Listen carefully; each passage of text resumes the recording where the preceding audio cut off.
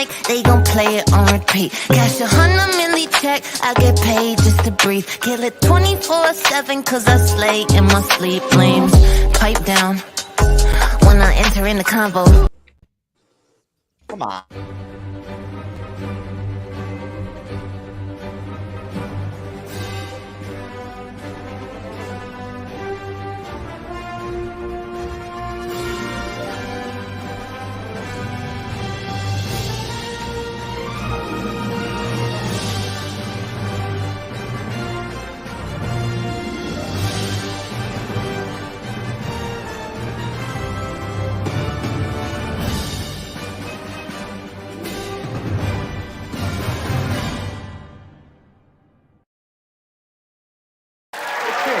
Remember now, we're not here to judge anybody. We want to handle this with love, right? You want to tell him how his drug abuse has hurt you, maybe hurt himself. Okay, Harold, what time did you tell him to be here? 5 o'clock, but he's always late. No, he'll be here. In 3, 2, 1. Is this a 5 o'clock free crack giveaway? That's right, baby. On the MCU's Bleeding Edge, it is almost always a 5 o'clock free crack giveaway at any given time, because that's how we get it down over here on the Bleeding Edge. But anyways, I'm just joking there, folks. As always, we have a wonderful, eclectic guest panel on here tonight that is extremely talented and extremely informative. And haven't seen some of them in a while. Some of them I've seen recently. Some of them are better than others, but they're all good people, my buddies, my friends. But the real talent on the show, of course, always is Cybernetic Shark, my veteran YouTuber and veteran content creator co-host, the supported by Rizzle creator on Rizzle. Handles his business over there. What's up, Cybernetic Shark? Woo! There you go. The best co-host in history. I don't give a fuck what anybody says. Oh, wow. That's right. Oh, and just to be clear, on the MCU's Bleeding Edge tonight, on our live stream show, we're here to break down not the whole San Diego Comic-Con Marvel Studios panel, because that would take like 5 hours. We don't have that much time. But we're going to try to get to some of it at least. The good stuff. Especially like I Am Groot. That's really, such an imperative one. But welcome back to the show for the first time in history, ages. Arch Stanton from the Podcast of Champions, Sakar.freeforums.net. Arch, what is up, my friend? Hey, man. I'm happy to be here. And just for your radio pleasure, I am laying in bed in a pair of boxers. So I just want to throw that out there. Oh, man. I'm telling you right now. There are some wet underwear right now. I know it somewhere after that, Arch. Without question.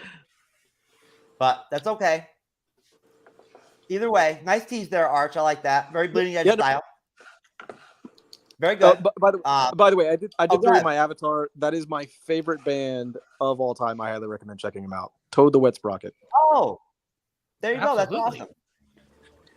Shit, I'm a huge Beatles fan, and they have one of the best covers. They covered "Hey Bulldog," one of the best Beatles covers. I couldn't make it out. It's kind of small. I couldn't tell. Yeah, sorry, I did my best. I didn't know if you could see it there. Toad the Wet Sprocket, though, check them out. Coil is a great album. Dulcinea, good album. Fear is probably the one most people know. Awesome band. Yeah, I listened to that back in the day. A lot of different people have always told me that they were really good live. I love them. Yeah, I saw them in Daytona a few weeks back, month and a half ago or so. Well, they can't be as good as Bandmade, brother. I don't know what to tell you. That's okay though. That'd be an interesting pairing. Yeah, no, it would be. That'd be very interesting. Gunnar, what's up, my friend? How you doing, brother? Not much. Thanks for having me. What is the status of Snap and MCU podcast these days with Chris? We are retooling, and we'll stay tuned for an announcement very soon. Excellent. It's not going away. We're just broadening it so we can cover more than just Marvel. We might keep Snap around for, to cover movies and stuff and kind of, but so Snap will always be there, but we're looking to just kind of broaden what we can cover. I mean, Obi-Wan was so good, but I had no place to share it. So stuff like that. Hey, that sounds interesting. That definitely builds speculation, So there you go. Are you gonna stick with the same title? Probably not, because I think we're gonna keep Snap around. It's just not gonna be weekly anymore. Okay. So But our Lost show, we have to go back. That's still happening every week. I've got one for you right now. Yep. Snap. I just got sexually rejected. There you go. What? Perfect. Love it. Anyways, Renee, my good friend from also from the podcast of champions, scar.freeforms.net. How are you? I'm doing really well. How are you? Well, you know what? I'm wonderful. I spent so much time with you recently that just the impact of being around you so much has really benefited my life a lot. Well, I appreciate you saying that, sir, and you deserve all the love and kindness that I can send your way. And I will say that I am not in bed. I am not in boxers. But if I had known that Arch was going to be in his state of being, then I would have dressed. Lady Death Lady would have come out in her lingerie. She does have a lovely lingerie outfit, and I will preview it someday. That would have been freaking great. They're Iron Man boxers too. I just want to throw that out there. Oh yeah. Well, that's okay. I'm gonna have to take a break, y'all. Oh man. So I'm saving the best for last here. The man on the spot who just jumped on the show like 5 minutes after I called him before showtime. Kyle, my good friend. It's been a long time. Well, it hasn't been that long of a time. You were on the no Wi-Fi cell phone moderation ship show edition of the Bleeding Edge there the other day. Well, I was just gonna say, between the dizziness of that and me wondering if Arch has actually got a can of Crisco with him as he lays in just his boxers, I'm scared, and I know when I come on this podcast, anything can happen. Listen, Arch is a very ethical guy.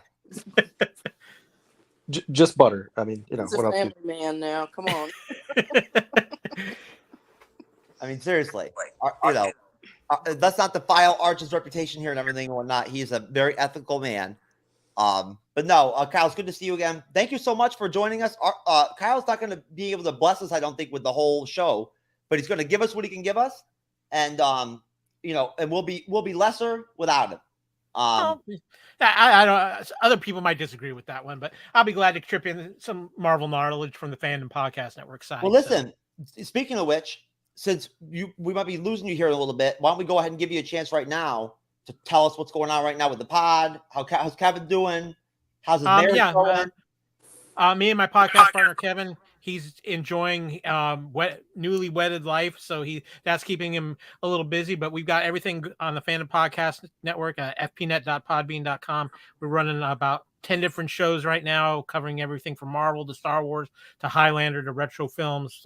We're busy over there, but we have a good time, and it's always good to pop on a friend's podcast and drop a little Marvel knowledge. And there's so much. We just put out our newest episode of our MCU podcast, True Believers, covering San Diego Comic-Con. And as Kevin put it on there, it was all Marvel vomit, but in a wonderful way.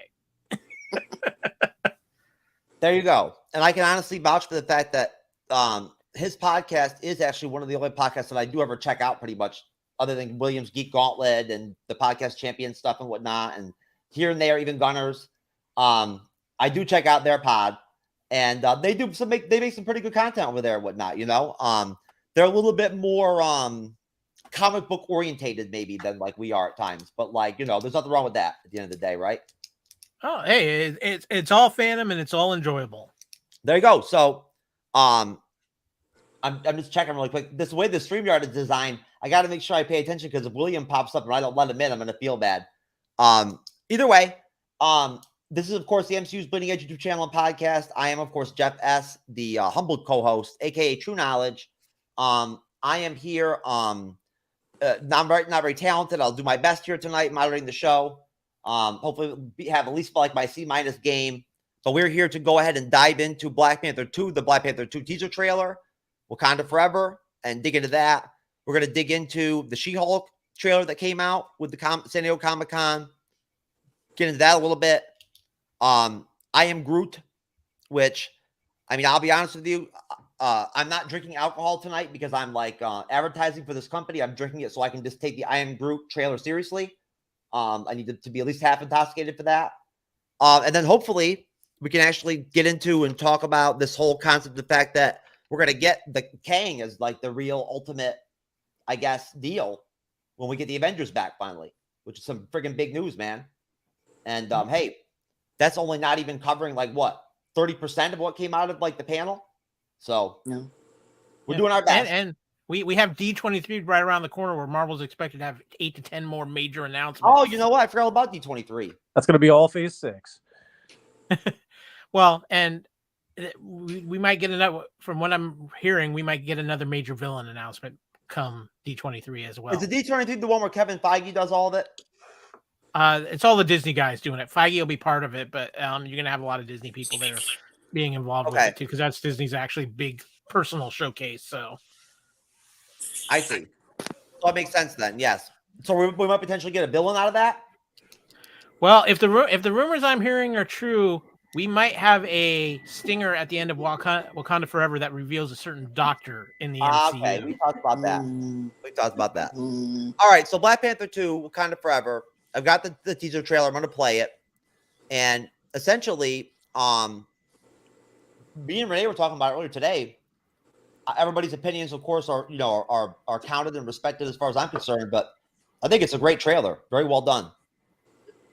No woman, no cry. No woman, no cry. Hey, little darling, don't shed no tear. No woman, no cry. Good friends we have, and good friends we've lost along the way. In this great future, you can't forget your past.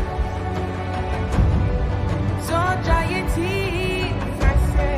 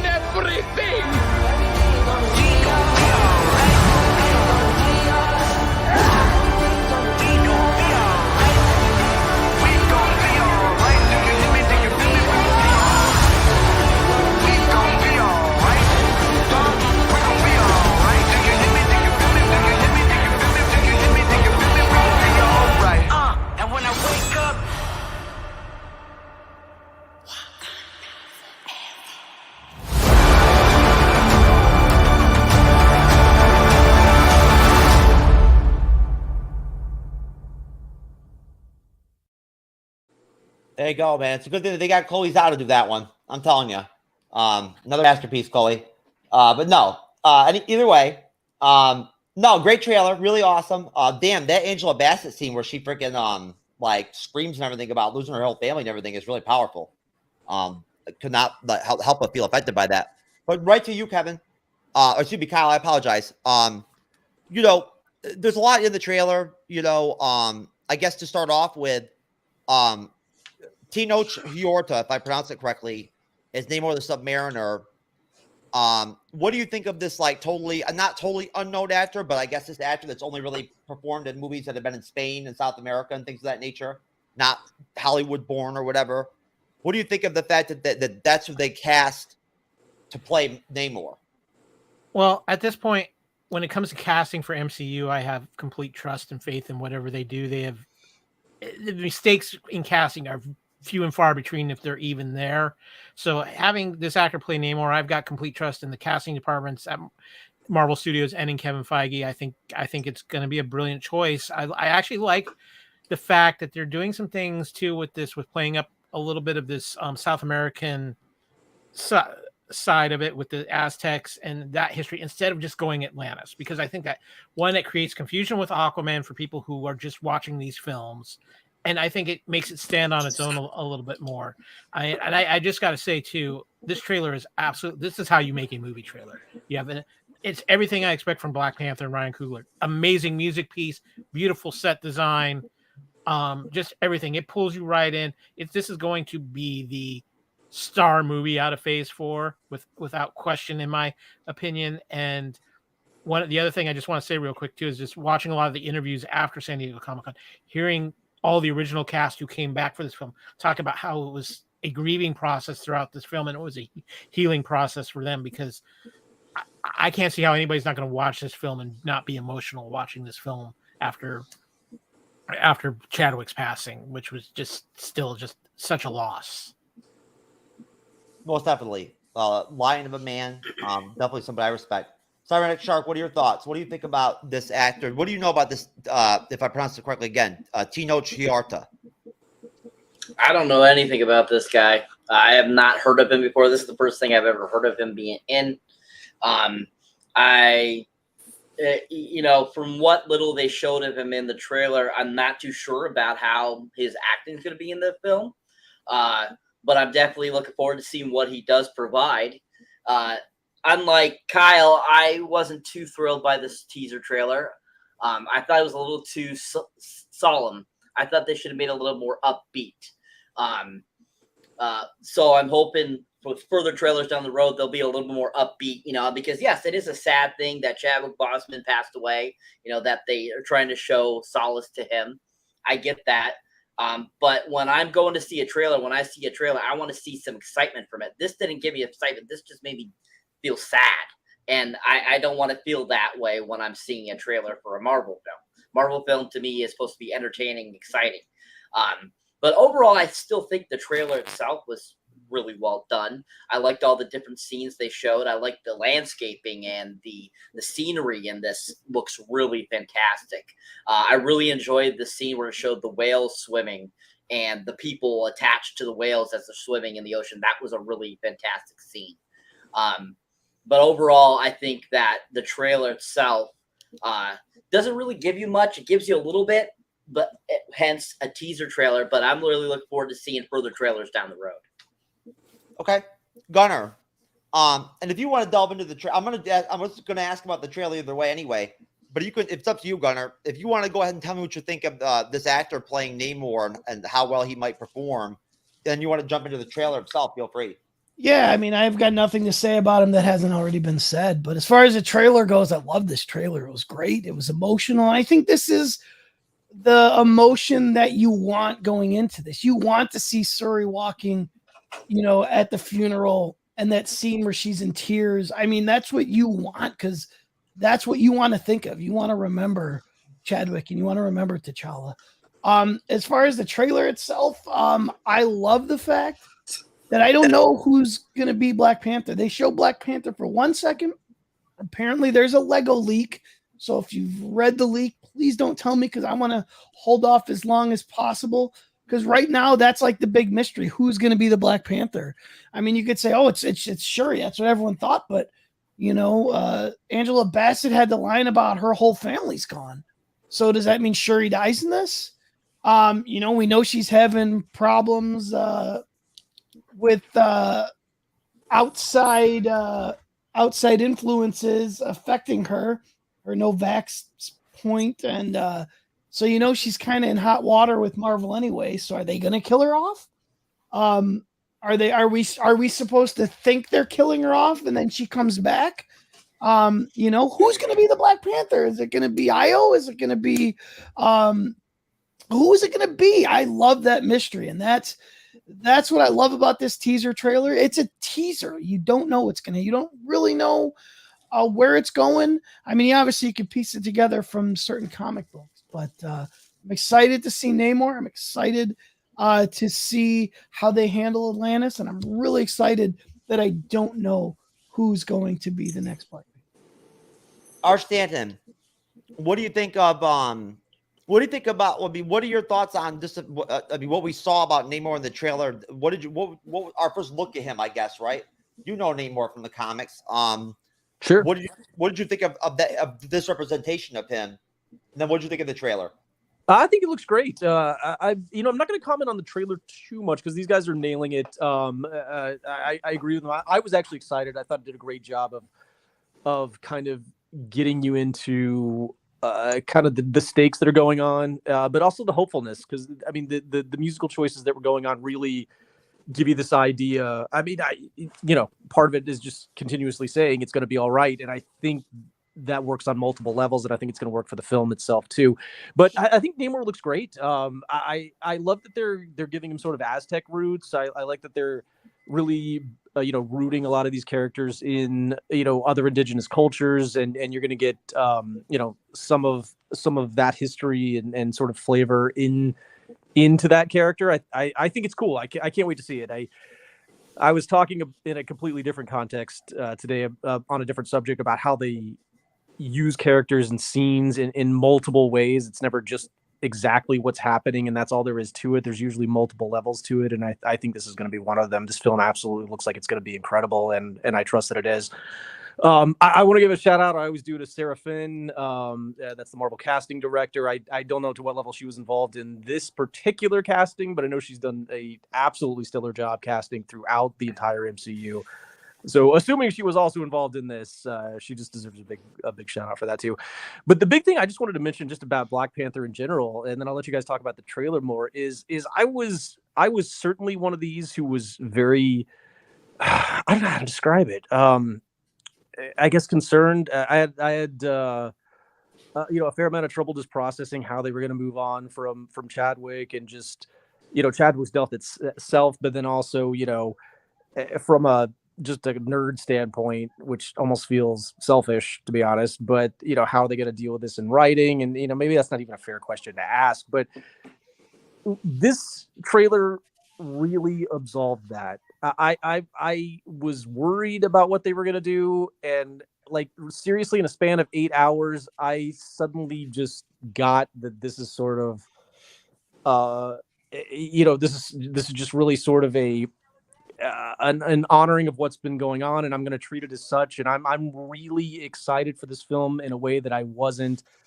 before it came out. Like literally the minute before it came out, I was nervous, and now I'm like, I get it, and I'm really looking forward to it. Thank you, Arch. I really appreciate that. Renee, what are your thoughts? What do you think? What did you think about Namor? Thoughts on the trailer? Yeah, I mean, I think everybody's covered a lot of what I would agree with. Yeah, I like the idea of the cultural aspect where we have, of course, it's Wakanda's a fantasy culture. It doesn't exist. There's not really even based on anything like for instance, Asgard is based on actual Norse mythology of what people believe used to exist. I don't think anybody ever thought Wakanda existed, but there are a lot of weird stuff in South America and stuff like that, and the Mayans and stuff they found back in the jungles and whatnot that link up with possibly with African cultures and things like that. So was there an interchange of cultures sometime in the distant past that we're not aware of that's kind of got wiped out, in the midst of history or whatever? And so I think just exploring that kind of that idea, just in a fantasy way, I think is going to be fun. And then of course the myth of Atlantis, which is big, has always been big since the days of I guess who was Socrates or whoever originally told the story of Atlantis.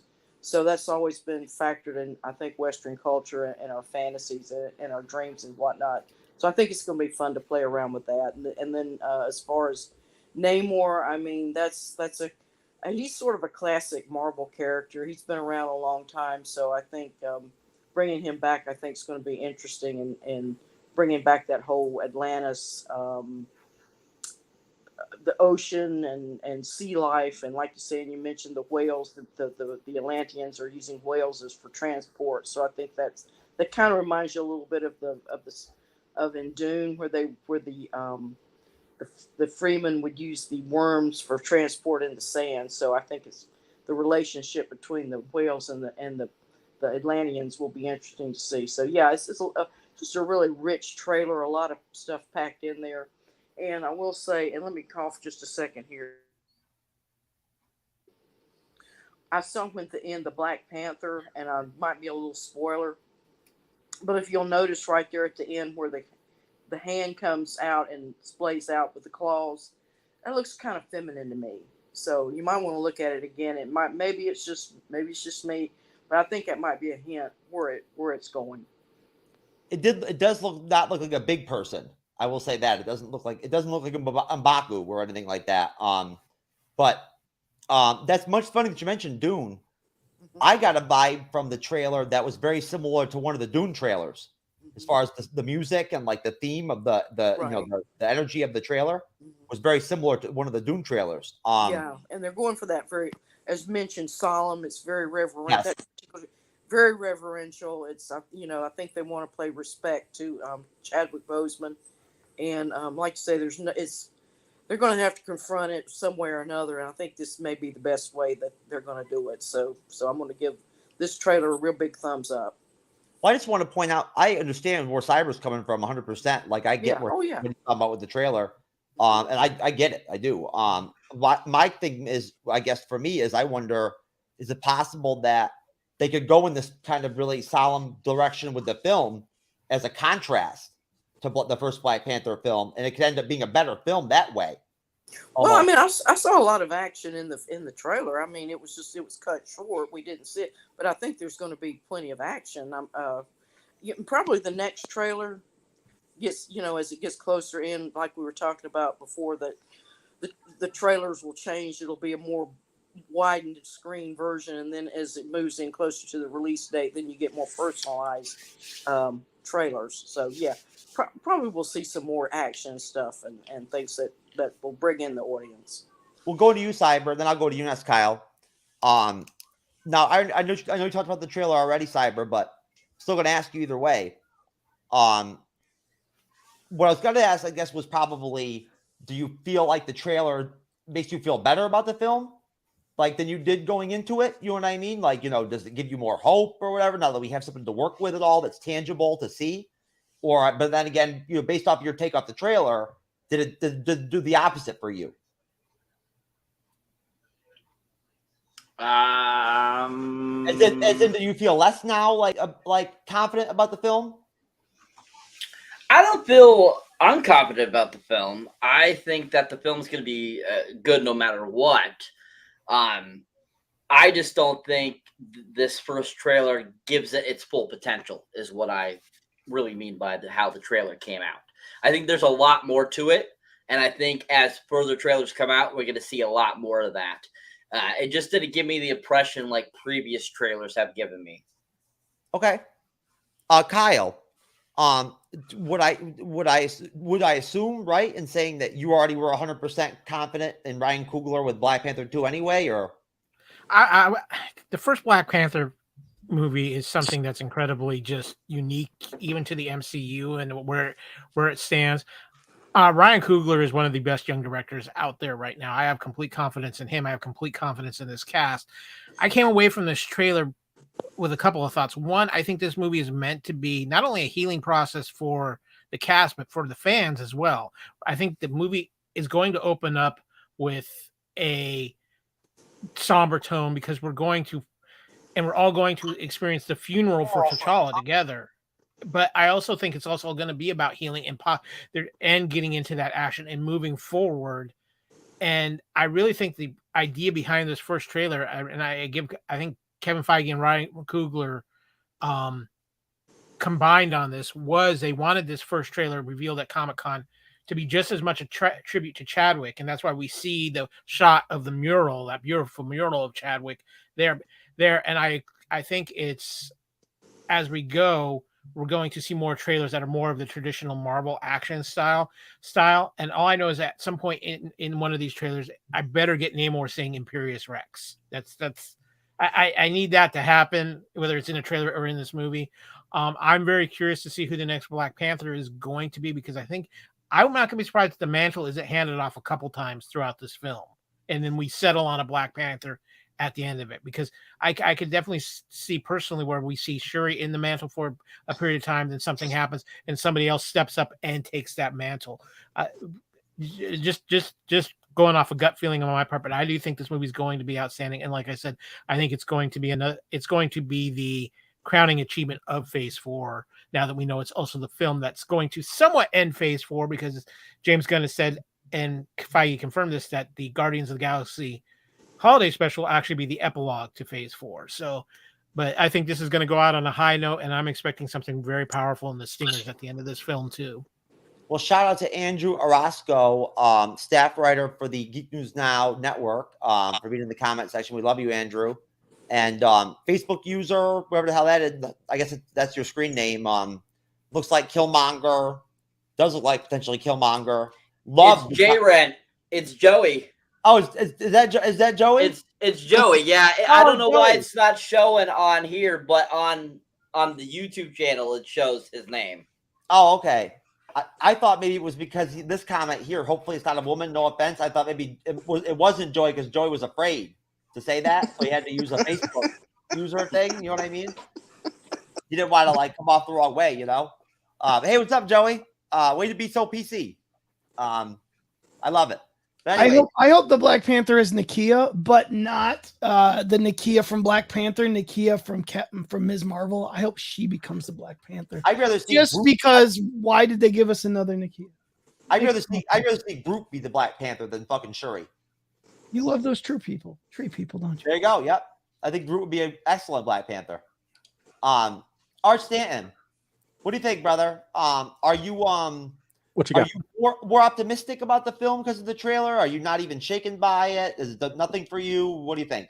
No, 100%. And it wasn't any doubt about Coogler. I think he's an amazing director. I mean, the first film was just outstanding. It really was. I think Coogler nails it. I mean, the cast is amazing. The style of it is amazing. Like, I had no doubts that they were going to make the best film possible. My only concern was I didn't know what that would look like. And it's not really a concern. It's just, I didn't know. I was left in this state of ambiguity. I didn't want to, accept or deal with the fact that they might actually just move on without T'Challa. I didn't really want that. But what I want, I often say this, what I want is not necessarily what I think we should all be hoping for, because they can't possibly give everybody, all of us, exactly what we want, because we all want different things. So I don't focus on that so much. I just didn't know how they were going to get there. And this trailer really, like I said, just made me kind of see that, you know what, they've got this. They really do. And I just kind of felt at peace with it, like in a way that I hadn't for quite a while. I was really sort of nervous about it. I was anxious about it, and I felt really good about it. It just made me feel awesome about the direction they're heading. Renee, as somebody who has been openly public recently, not recently, recently a while back, as being somewhat concerned a little bit or confused at times as to the direction of the rest of Phase 4 or Marvel Studios, in general. Is this trailer uplifting to you at all in terms of what your thoughts are on the Black Panther 2 film? Yeah, very much so. I think if you sort of see a pattern with not with the television shows, but I'm just speaking strictly of the films. I think it started out kind of choppy. Shang-Chi was like something totally new, a new character and everything, and it was a good movie. I don't have any problems with it. When we got to Black Widow, that movie almost was like an afterthought, because I think that movie would have made more sense if it had been played in with before they got to the final part of the Infinity Wars and Endgame, because that would have placed her saga in with the way Iron Man's was, or the way Captain America's was. They had a sort of like a separate saga each one. That would have given her place, rather than she was just a side character who moved up. When we got into, I think, Spider-Man, I think that was, there again, it was you're bringing it back in, but then there was a lot of bringing in these odd, time mix, whatever it was, these different characters coming in. I think that was a little good for that film and great for the Spider-Man series, but I'm not sure how it's going to factor into the going forward with the Phase 4. Doctor Strange was great. I loved it. I mean, I think Raimi just hit it out of the park. I think it could have been maybe a tad better and a little bit more, give us a little bit more idea where it was going. But as far as the film goes, it was great. Thor: Love and Thunder, my gosh, I've already discussed that. I won't belabor it, but I think it had some issues. But even so, it is bringing back all the characters. Like with Strange, we're starting to get our familiar characters back, and then I think with Black Panther, you're going to have that even more so because you're bringing back almost the entire cast, and then you're bringing in this new element of Atlantis and everything, and this conflict that's going to happen with them, and how that's going to factor in. So I feel really positive about it at this point. I think it's been choppy. The TV shows per se, I think they've done real well because one thing they had going for them, they brought all the former characters back in. Well, I mean, we knew Wanda, we know Loki, we know Winter Soldier and Falcon and all these guys. So we're all already familiar with them. We were at home with them. So I think Black Panther really does bring you that home feeling. I'm just like Art said, you kind of get that, okay, I'm ready to see this movie, and I think it's going to be the best one of the whole lot. So I'm real positive. Gunnar, what do you think, brother? I can't remember ever really asking you or you telling me or mentioning on the show really what your thoughts were as far as how optimistic you were with Black Panther 2. What did the trailer do for you? Actually, it brought up some questions. One thing they kind of announced or hinted at a Dora Milaje series, which we see didn't get announced. So did they fold that into this movie when Chadwick died, or is that something that's going to happen? Because it looks like they're setting up the storyline with Io and her lover. It looks like they're folding that into this film, which I thought that would kind of be the premise of that Dora Milaje series. But no, I think my expectations are about where I thought they'd be. I mean, I like Black Panther. I liked it a lot. I think, so far with the trailer, and I mean, look, it's got one objective. Well, two objectives. One, introduce whoever the new Black Panther is, and two, introduce us to Neymar. And that's going to be the point of this movie. And now they added the third part, which is to mourn Chadwick Boseman's passing. So as long as they do those three things in a spectacular way, I don't know how we can be disappointed. So I'm interested. I like that I don't, like I said earlier, I like that I don't know everything going into this. Well, I mean, I put it out there. I've been confident about this film. I have for a while now. I thought it could be really good, but I never thought of it as potentially being the best film out of what came out this year. I never really thought about it that way, but I guess it's very, very well could be possible. I mean, it looms over Wonder Woman's shadow, so there you go. We know that is where the star of this phase is going to be. Kyle, did you know anything about the whole Dora Milaje series? Yeah, they've been talking about it for a while. It is still at this point planned. They haven't announced anything yet because they're waiting for because it's going to focus on Okoye, but they're waiting for her to finish up this Walking Dead miniseries that she's working on right now. That's going to wrap up her character storyline from The Walking Dead. But yeah, they still plan on doing that. They Wakanda is a very big plan for the future of the MCU because you've also got the Ironheart series, and obviously Riri Williams is being introduced in Wakanda Forever. So Wakanda is going to be a big part going forward, whether or not we have a T'Challa or not. And I think it's going to be a very key aspect as we continue on with, because I think with not having a Tony Stark, and we've kind of seen it already with Falcon and Winter Soldier, Wakanda is going to become the technological place for these heroes to go. Mm-hmm.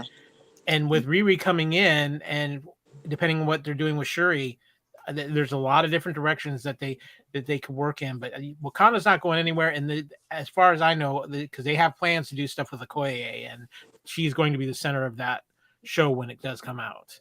Well, you know what? Don't forget, we have Aurora Monroe that might show up in this. I mean, I know in the comics she's not Wakandan, but wait, how does that even make sense? Because of her relationship with T'Challa in the comics, maybe we'll see her show up. You never know. But if we don't have a T'Challa, Black Panther, how do you where does Storm Aurora fit into the whole picture at that point? I mean, she was with T'Challa in the comics. I mean, it's easy to adjust one story to make her Wakandan. I don't think they will necessarily come to the funeral.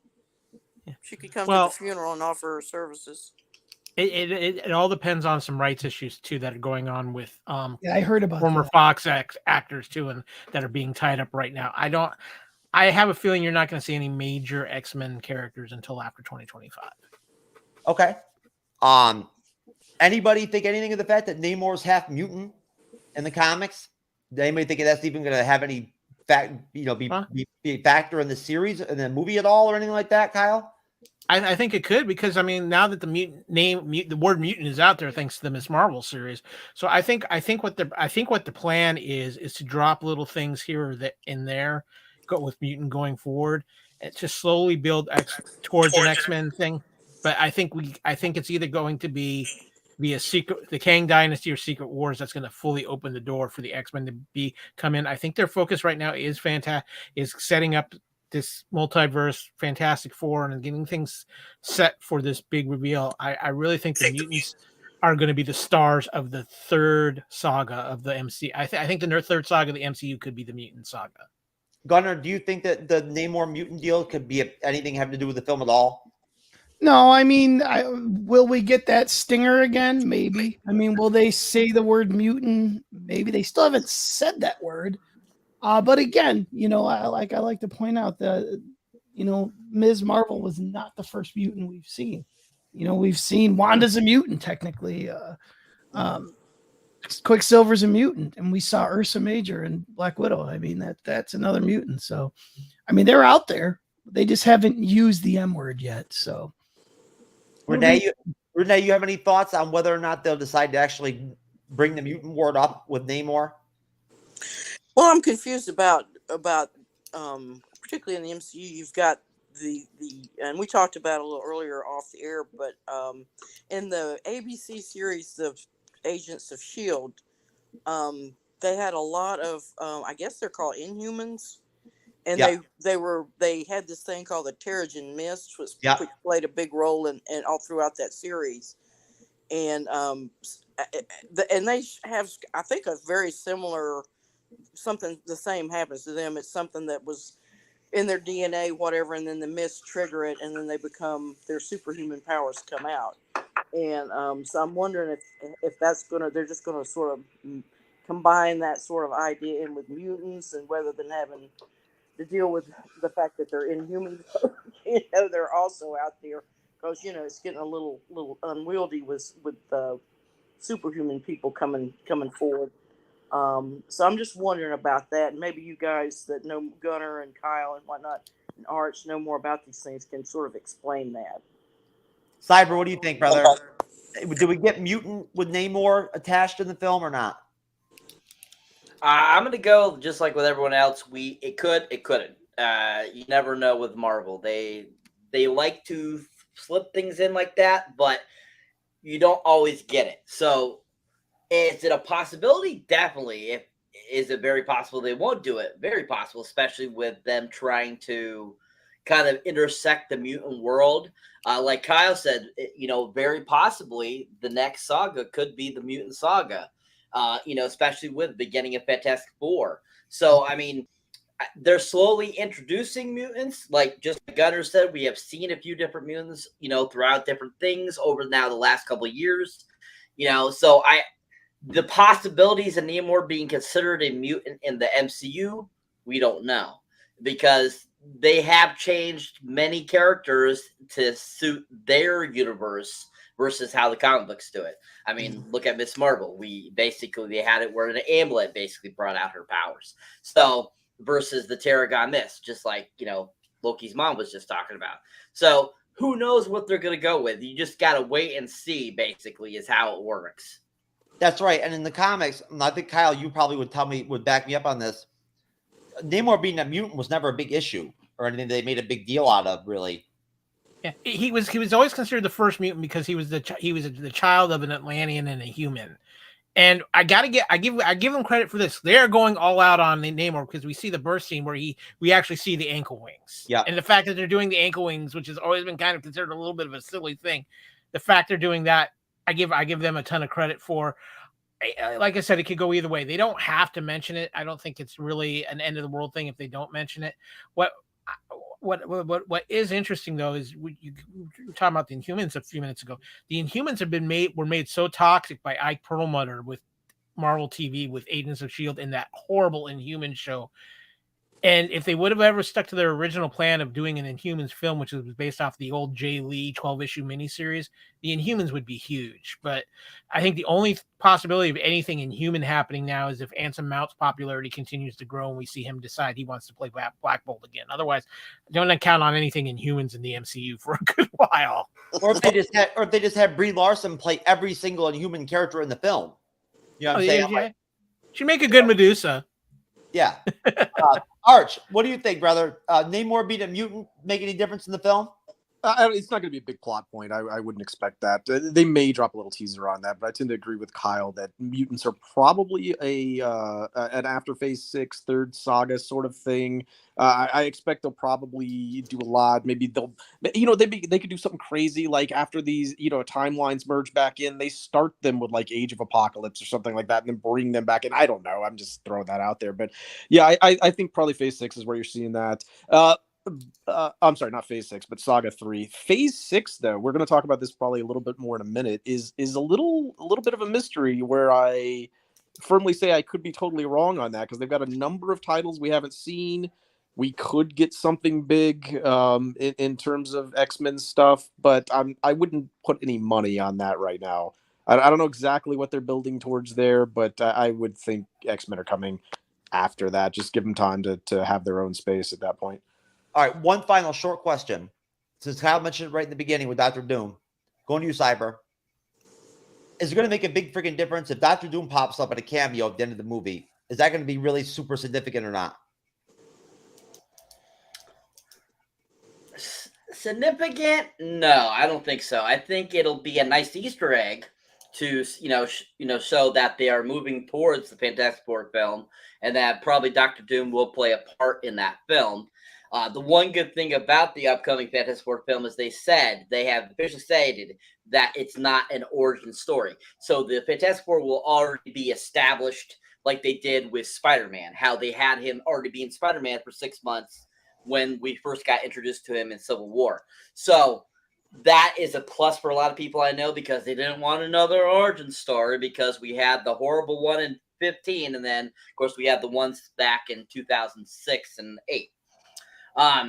But dropping Dr. Doom would just be a fun little thing especially because he is, kind of related to Wakanda in a way in the comics and so forth. So that would be kind of cool. I don't 100% agree that they're going to drop him in this film. I think we're going to see him in one of the Disney Plus TV series before we see him in a movie. But you never know. Well, I'm going to put it out there right now. I freaking love Dr. Doom. If he's done right, I think he's a damn game changer no matter what. But, Arch Stanton, going right back to you. I mean, I know you like Dr. Doom already, so I'm already biased on this one. But how significant is it if Dr. Doom pops up even as a cameo? I'm going to disagree with Cyber here. I think if they drop Dr. Doom, that is massively significant, and I would full on be expecting him to be the main player, or perhaps the main player, a significant player, if not the main player in Avengers Secret Wars. That's what I would immediately be thinking. Yep. I think it's a massive development that can't be understated. Well said. Perfect. Renee, what are your thoughts? Well, I think Dr. Doom would make it would make for another villain. I think we know Kang's going to be probably going forward. He's going to be one of the main, at least as far as Quantum Mania and things like this, that type of storyline's going. So I think if you have another villain that they can sort of play in and out of each other and either come together or fight or whatever, I think that would be, I can see Kang and maybe Dr. Doom becoming allies at some point. Who knows? Gunnar. Yeah, I think the main thing that they're going to do with Doom is I think they're going to separate him from the Fantastic Four and not link them together. I've been saying for a long time now, I think we're going to see the Fantastic Four in Quantumania. I think that's why they've been gone. I think they've been stuck in the quantum realm. I know, name's escaping me, the director, Peyton Reed. pitched an idea for a Fantastic Four movie that took place in the 60s, and they were like the Beatles running around being giant superstars.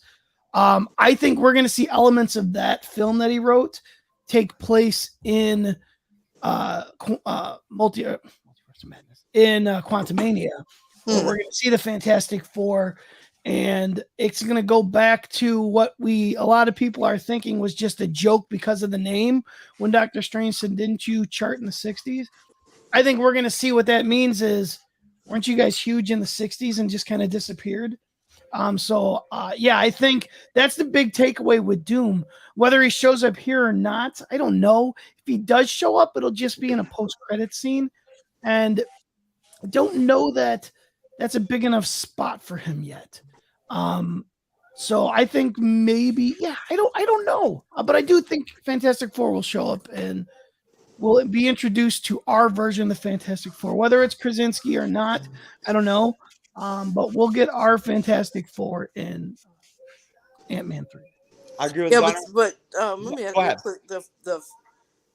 But the Fantastic Four, at least the Reed Richards in Doctor Strange, he was in a different universe from the one we're in, from the 1 hour.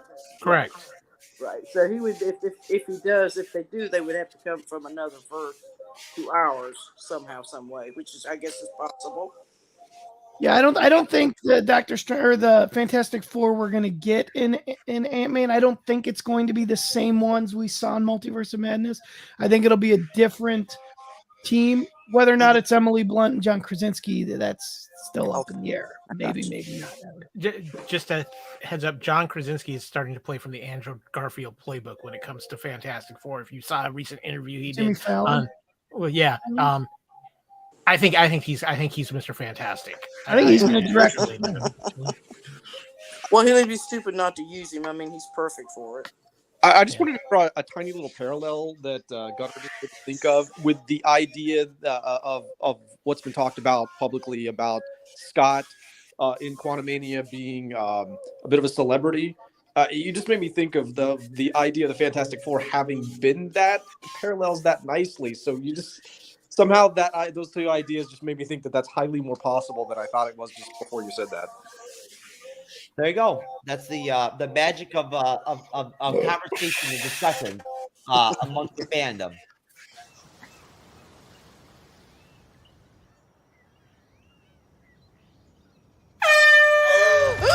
Wow! Jesus, what the hell, man? Still in control, no overwhelming feelings of rage. No! A normal amount of rage! You do revert back to Gen form when you sleep. Was the air horn really necessary? For comedy, absolutely. This is a multi-year journey you're about to embark on. Yes! Yeah. Who's your best friend? Nikki. Spandex. Spandex is your best friend. Being a Hulk asks for balance. You have so much more to learn. Yes! So I'm clearly nailing it at all these things. If you want to go back to your life as a lawyer, I respect that. He doesn't mean that.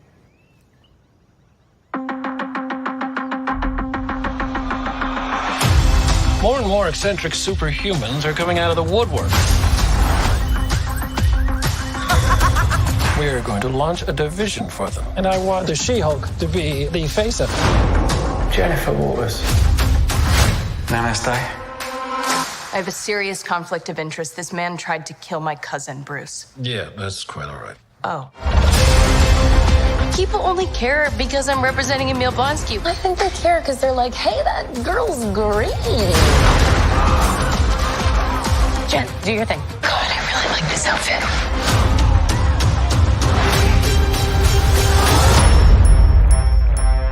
I'm not proud of this. Miss Walters, we answer to a higher power. Our universe is on the edge of a precipice. I am a lawyer. We do things by the book. The Book of Ashanti. No, the Book of American laws. Whether you like it or not, you're now a superhero. Let's do this. You know that that friend you had in high school who was way cooler than you were, attractive, got all the attention from everyone. Hello. I think I'm jealous. Is that what I'm feeling?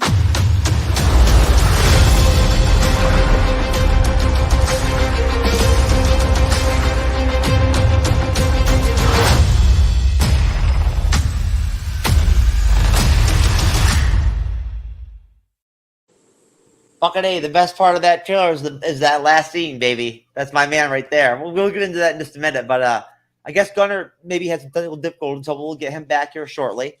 But either way, now of course we did see She-Hulk break the fourth wall. Now I think twice now in that trailer she did, maybe 3 times. I couldn't even tell. So there's a comic book shout out right there for the whole breaking the fourth wall deal. She did it. Obviously they're going to do it in the series, which is good to know. And as far as She-Hulk goes, I'll tell you, I can't help it, but I don't know if Tatiana Maslany is known to be funny, but that scene with her and Wong is fucking hilarious, man. Like seriously, it's hilarious. Like how serious Wong is. He's like, "Oh, you mean the Book of Ashanti?" Like I mean, come on, man. You can't not think that that's funny. Go ahead, Kyle. Okay. First of all, as far as Tatiana Maslany goes, if you have not watched Orphan Black, you need to do yourself a favor and watch Orphan Black. You will see one of the most talented actresses out there right now. I saw the woman, but she was never funny. She was, though. She wasn't like direct comedy, but there was the character of Allison, who was kind of the suburban housewife. Trust me, there's some comedy gold in that character, and she tapped into. She has that funny side. We just haven't seen it in roles, but she is phenomenal casting for She-Hulk. She's gonna nail this, and I just got to shout out to all those people who were panicked about the CGI after the first trailer. Look at it. Look at the compare and contrast, how much they've improved it from this. But I cannot wait for this series. I'm excited for the series. It's going to be fun. We see Daredevil, which I'm incredibly excited about. We got the Wrecking Crew we see there. And I have a feeling that Abomination is going to play a big part in a movie that's going to wrap up Phase 5, and that's the Thunderbolts. Well, going right off that, Arch Stanton, I'm going to start it off with Daredevil. Okay, now, I love the way that they used him in the trailer like that. I think it was great, genius. Not showing his whole face and everything, and just showing like part of his body, but just showing like his sticks or clubs, whatever you want to call them, from the right. comic. What do you think? What do you think his impact just on the She-Hulk series alone is going to be like? Geez, I don't know. I don't think a lot, honestly, and the reason is that I think that this is going to definitely be her show and not like some sort of backdoor Daredevil show. So, I mean, I'm sure he'll pop in. He'll probably take care of an episode. He'll probably be a major player in one episode. Maybe come back for the finale or something like that. But I don't think he's going to like dominate the show or anything. I like the idea of this being a bit of an anthology series in the sense that there's like different people popping in the different episodes. I thought that was kind of a cool idea to work in various different people. I mean, I've heard, ideas of Jessica Jones showing up. Obviously, there's Abomination. Wong shows up. I don't think he'll be around the entire series, so he might be one of those. And there could be others. So yeah, I don't know. I'm not going to set too many expectations for what I'm going to see here, but I expect to be surprised. So it looks fun. I'm looking forward to it. Cybernetic Shark, what do you think about Daredevil? Do you think same thing as Arch, just going to be like a quick 1 episode kind of deal, or? No, I don't agree with that. I think we'll see him a little more than that, especially with his series going to be coming up very shortly. I think we're going to see him a little more, especially because he's an attorney as well. I think we're going to see him in Matt Murdock mode and Daredevil mode throughout the series. I don't know how many times. It could be a couple times. Could be, in each episode. We don't know. But I definitely think it's going to be a little bit more than just a one-time thing in this series. Same thing with Titania. I think we're going to see her throughout the whole entire series as well. Wong, I don't know. He could be a one and done. I don't know, but absolutely that scene is absolutely fantastic with him. He's probably one of my favorite characters since his first time seeing him in Doctor Strange 1. He has grown to be an amazing character, and Benedict Wong is just kicking the butt out of that character. Oh, yeah. And I absolutely love his performance as this character. So I'm looking forward to if they give him more time in the show. I'd be very happy to see more of it. I think that he will be in a little bit more because because of the after credit scene or end credit scene in Shang-Chi, him and Blonsky going into the portal together, I think we'll be seeing Wong a little bit more than just one scene too, I think, because he's going to be around, Blonsky himself, especially if he's kind of like the catalyst for, She-Hulk being this new attorney for all these super being people. They kind of make it seem like he's kind of like a big deal in the series. So I think that's going to play into it too as well. So I think it's going to have a lot of cameos, a lot of people popping up, but also I think a lot of these characters that we saw in the trailer, I think we will see them more than just one off and throughout the series. Kyle, thoughts on Daredevil's impact in the series? Why is Daredevil actually in Daredevil outfit and like he's going to actually be in action? I think it's a combination of things here. Obviously, having Matt Murdock and She-Hulk makes sense with the attorney connection. I think he's going to be in at least one episode where we'll see him as Daredevil. There's interactions. Daredevil, if you look closely, he's in the classic Daredevil yellow suit as well, and not the red, but the original kind of dark, kind of red and yellow suit that he originally debuted in. I think what the plan is for Daredevil is to use She-Hulk to kind of whet the appetite. Where you're really going to get your big dose of Daredevil is when Echo comes out, which will come out, and then I think events of Echo will lead into the Daredevil Born Again series. So I think that's kind of the plan here for Daredevil. I really think She-Hulk is going to be a kind of a gateway to bring in some interesting characters, kind of give us a day-to-day look at the world of the MCU. And I just got to throw this out, talking about Wong. Wong is the new Phil Coulson of the MCU. He is the guy he's the glue. He keeps everybody together. He's the one who keeps everybody on a certain level. And I love how they're setting up because he's appearing in everything. And I just kind of love the fact that it feels like he has taken that torch from Clark Gregg and really become that MCU glue guy right now. Isn't Wong actually the actual resident Sorcerer Supreme, not Strange? Correct, because Strange blipped. Okay, there you go. So Renee, bouncing off of what Kyle said, what do you think? I mean, obviously, we all know that we're going to get Daredevil and Echo. We know that. We all figured that was going to happen. What do you think of that whole deal? The fact that we know we're going to get the series, the Daredevil series. He's going to be an Echo. He's in She-Hulk. I mean, are they going to try to milk Daredevil at this point?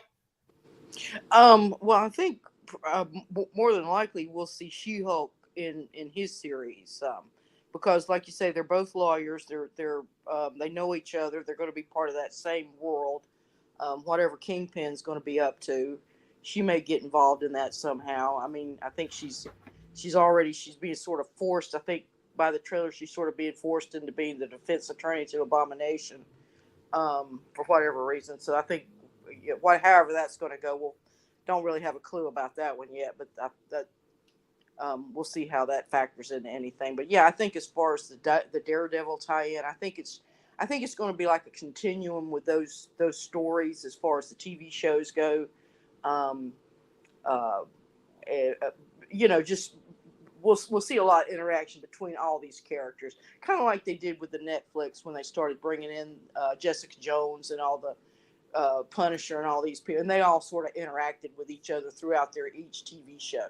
So I think it may be something more similar to that. And talking about Wong, you're exactly right, Kyle. I was just thinking about that. He's really moved into that anchor position. He's going to be the stabilizer as far as what the action, and when everybody else is going off the rails, he's going to be the one to kind of, okay, let's focus, get back to what we're doing. And of course, he's the Sorcerer Supreme, so he has his powers there to draw upon. So to help keep everything on, hopefully, whatever's going to happen, I'm sure it's going to be disasters and horrible things, but he'll be there hopefully to clean up afterwards.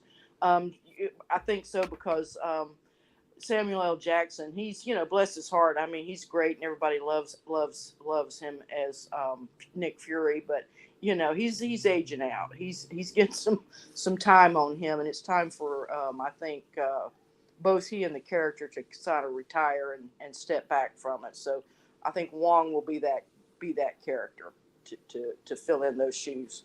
Well, I think Samuel L. Jackson can keep on going forever, personally. Well, but, I mean, if he does, great. I mean, I'm not saying he should, but you know what I'm saying. It's just, you know, he's had a lot of screen time, and just like a lot of the other characters, it's time for him to step back and let some of these others come forward and younger audience as it were. Okay. I don't mean to sound ageist, but going back to the CGI thing, yeah, I'll say this about MCU, and this goes way back to Captain America. That was very convincing. I mean, how they put Evan's head on that scrawny body, and it made it, and it looked real. You know, I mean, of course you're going to notice it in the beginning, but as just right into it, you forget about it. You buy the character. And I think they've always, it's what they call the Uncanny Valley. And I saw it in Star Wars. I mean, even when they tried to bring in some of the characters, like early on, like Princess Leia and the Christopher Lee, they brought him in CGI, and it was it just didn't look right. You know, it looked bizarre and uncanny. Literally, it gave you that weird uncanny feeling. But you don't really get that, I don't think, with the MCU. By and large, they're always viable, believable, and I don't have any problem with them. And hopefully they'll have it up to snuff. If there's problems with She-Hulk, hopefully it'll be up to snuff by the time they air it. R. Stanton, is She-Hulk the first actual female superhero we've had in the MCU that is going to be funny and does have a very solid comedic base as a character? That is going to be funny as a woman. That's an interesting. I wasn't prepared for that. I mean, I guess I'm trying to think. I mean, you know, obviously Widow's pretty serious. You know, Bree's like snarky more than funny. I mean, I guess you could call her funny, but like she's more, you know, she's more sarcastic than anything else. I mean, Pepper's not. Maria Hill's not. Yeah, I mean, I guess so. Yeah. So yeah. There you go. Okay. That's all I wanted to ask you. What do you think? Well, the only funny one was Ant-Man. Bale was Ant-Man. Ah, that's funny. What do you think? What do you think, Cyber? We really haven't gotten one other than She-Hulk, right? She's gonna be the first one that's really has a comedic element to her. Yes. Yeah, everyone else that's been in the MCU that's a female superhero or female character, all have pretty much been, you know, serious, or they've been snarky, or they have been just like straight face, basically. You know what I mean? Like you could go for pan comedy where they're like, you know, the deadpan type of deal, but most of them have always been serious and have, you know, been, you know, kick butt kind of deal. So yeah, not a lot of comedy at all from the female actresses in these films. I mean, there have been, you know, a few liners have been in the movies that are a little, you know, funny, a little comedic. Like I feel Wasp, Wasp has had. Ooh, wait, how about Darcy? Ooh, I'm loving this conversation. Keep going, gentlemen. Darcy. Yeah, Darcy. Yeah, Darcy. There's a little bit. Yep. That's true. So Renee, if we already accept the premise that maybe she is for the first real comedic, you know, kind of female superhero in the MCU, what do you make of that? Well, I think Ant-Man was the first male, wasn't he? Were they any funny up to that point? We're talking about female. They had funny elements. Women. No, I'm talking about the men. You were talking about. Okay, Tony Stark was funny, but he was also very serious. Let's see, who else? I'm talking about women. I'm talking about the women, the female superheroes or whatever. I'm talking about the men. Okay, well, we'll talk about the women. Yeah, Darcy was very funny. I mean, she's hilarious. And she's not whiny. I mean, she was just playing that character. I mean, she's really, as you've seen her grow, she's really kind of very smart. She was sort of playing she's playing like this wiseacre, and she's just watching everything going down. She has, and she's snarky, yeah, very much so. She's not a whiner, not one bit. She's very on top of everything, and of course she's silly and everything like that. So yeah, I think she's not a superhero, but she's funny. I mean, she was a funny character. So yeah, as far as funny women, I mean, they each bring funny elements as they come into it. I mean, however it's going to. my goodness, how funny was Wanda. I mean, right off the bat. I mean, you've totally forgotten how funny a lot of that was.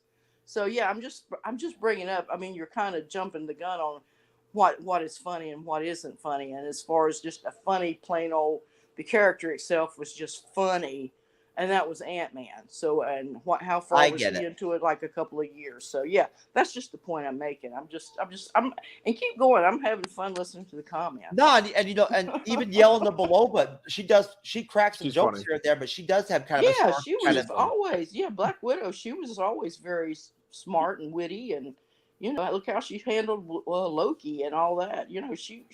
Yeah, there've been some funny ladies. It hadn't been all dour and sour. And, I actually used to think of Pepper. You got me thinking about this now, like a lot. Pepper, I used to have some great lines in the early Iron Man movies. Like my favorite one of my favorite ones in the whole series is just like, I do everything Mr. Stark requires, including taking out the trash. Will that be all? I love that. That whole scene was great, dude. I loved it. Kyle. I think you've got you have some comedy gold that could be mined with the Yelena Kate Bishop relationship. I think both of those ladies can bring some funny to them. And I think Shuri had some pretty good moments in Black Panther. So may I interject? The Captain Marvel, the Carol Danvers, the older lady. Oh God, I can't. Oh, the actress's name is she? Monica Rambeau's mother. Well, she was from the Kree planet, whatever. She's talking about Captain Marvel. Yeah, the Captain Marvel movie. Yeah, with Marvel. She's talking about Marvel. Oh, yeah, Annette anyway, Bening. she's hilarious. Yeah. She is hilarious. She's very funny. Oh, okay. Okay. Go back and watch it. She's really good. So she actually has some I interesting the ones. actress's name. It just oh my God. She's married to Shirley MacLaine's brother. He said it. Kyle just said it. Annette Bening. So Kyle, Tim Ross back in the MCU, okay? Abomination's back in the MCU. What do you think about that? What do you think about his role potentially in the series? The MCU does this thing. I call it the Mighty Marvel Redemption Tour, where they take the movies that maybe didn't take off so well, and they find a way to redeem them and make them important. And now they're doing that with the Abomination, and they kind of started that in Shang-Chi, but adding this, making Tim. I think there's a plan here to use the Abomination as a big part of the She-Hulk overarching storyline. But let me put it this way: I truly suspect probably by the end of She-Hulk, the Abomination will have a visit from a certain Julia Louise-Dreyfus, and he will be set up to move that character as the strong man for the Thunderbolts. Yeah, good call. I agree with you. That's very well said. I think that's a really good point to make. Cybernetic Shark, what do you think? What do you think about the fact that we got Tim Roth back? I'm excited. I'm very excited to finally see Tim Roth back as the Abomination, because I think he was a masterpiece in the Incredible Hulk film back in 2008.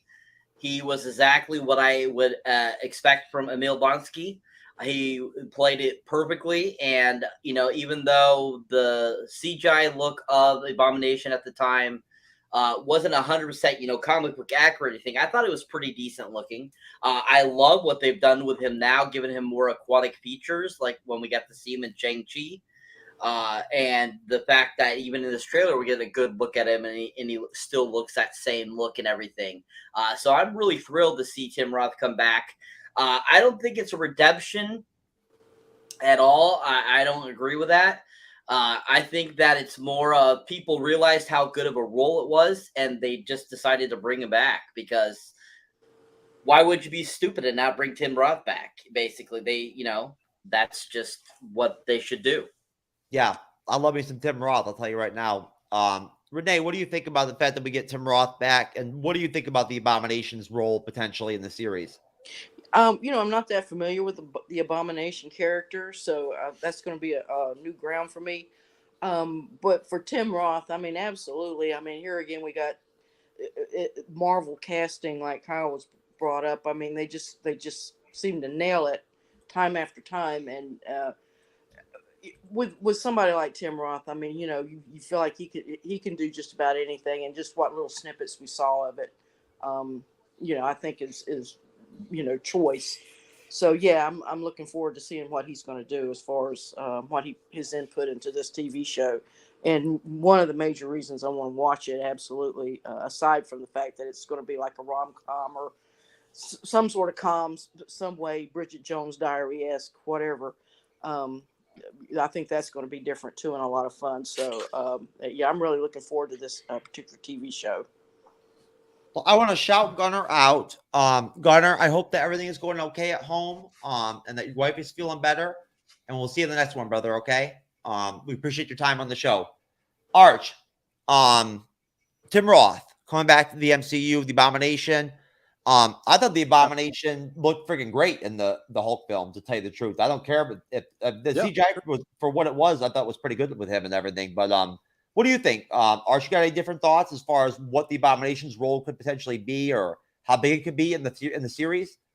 I don't know if it's different. I'll totally back you up. I love the Hulk film. I think it plays differently than a lot of them. It's much more intense, start to finish, than more or less any film. Perhaps, I mean, you might be able to compare it to something like The Winter Soldier or something in terms of just kind of like nonstop intensity. But it definitely has its own vibe. It's got a little horror vibe to it. It's. I think it's a fun film. I think it's really good to go back and revisit. And I loved Abomination and Tim Roth specifically in it. But what I love that Marvel's doing here is going back to old school stuff and bringing it back and making it more important. They did that with the Red Skull in Infinity War, where they kind of went back and fished that back out and kind of tied up that story. Tonsberg, which is the town of New Asgard, has been sitting around since, ironically or coincidentally, I guess I should say, the same movie, First Avenger, Tonsberg, where the Red Skull first found the I always call it the Cosmic Cube, but the Tesseract.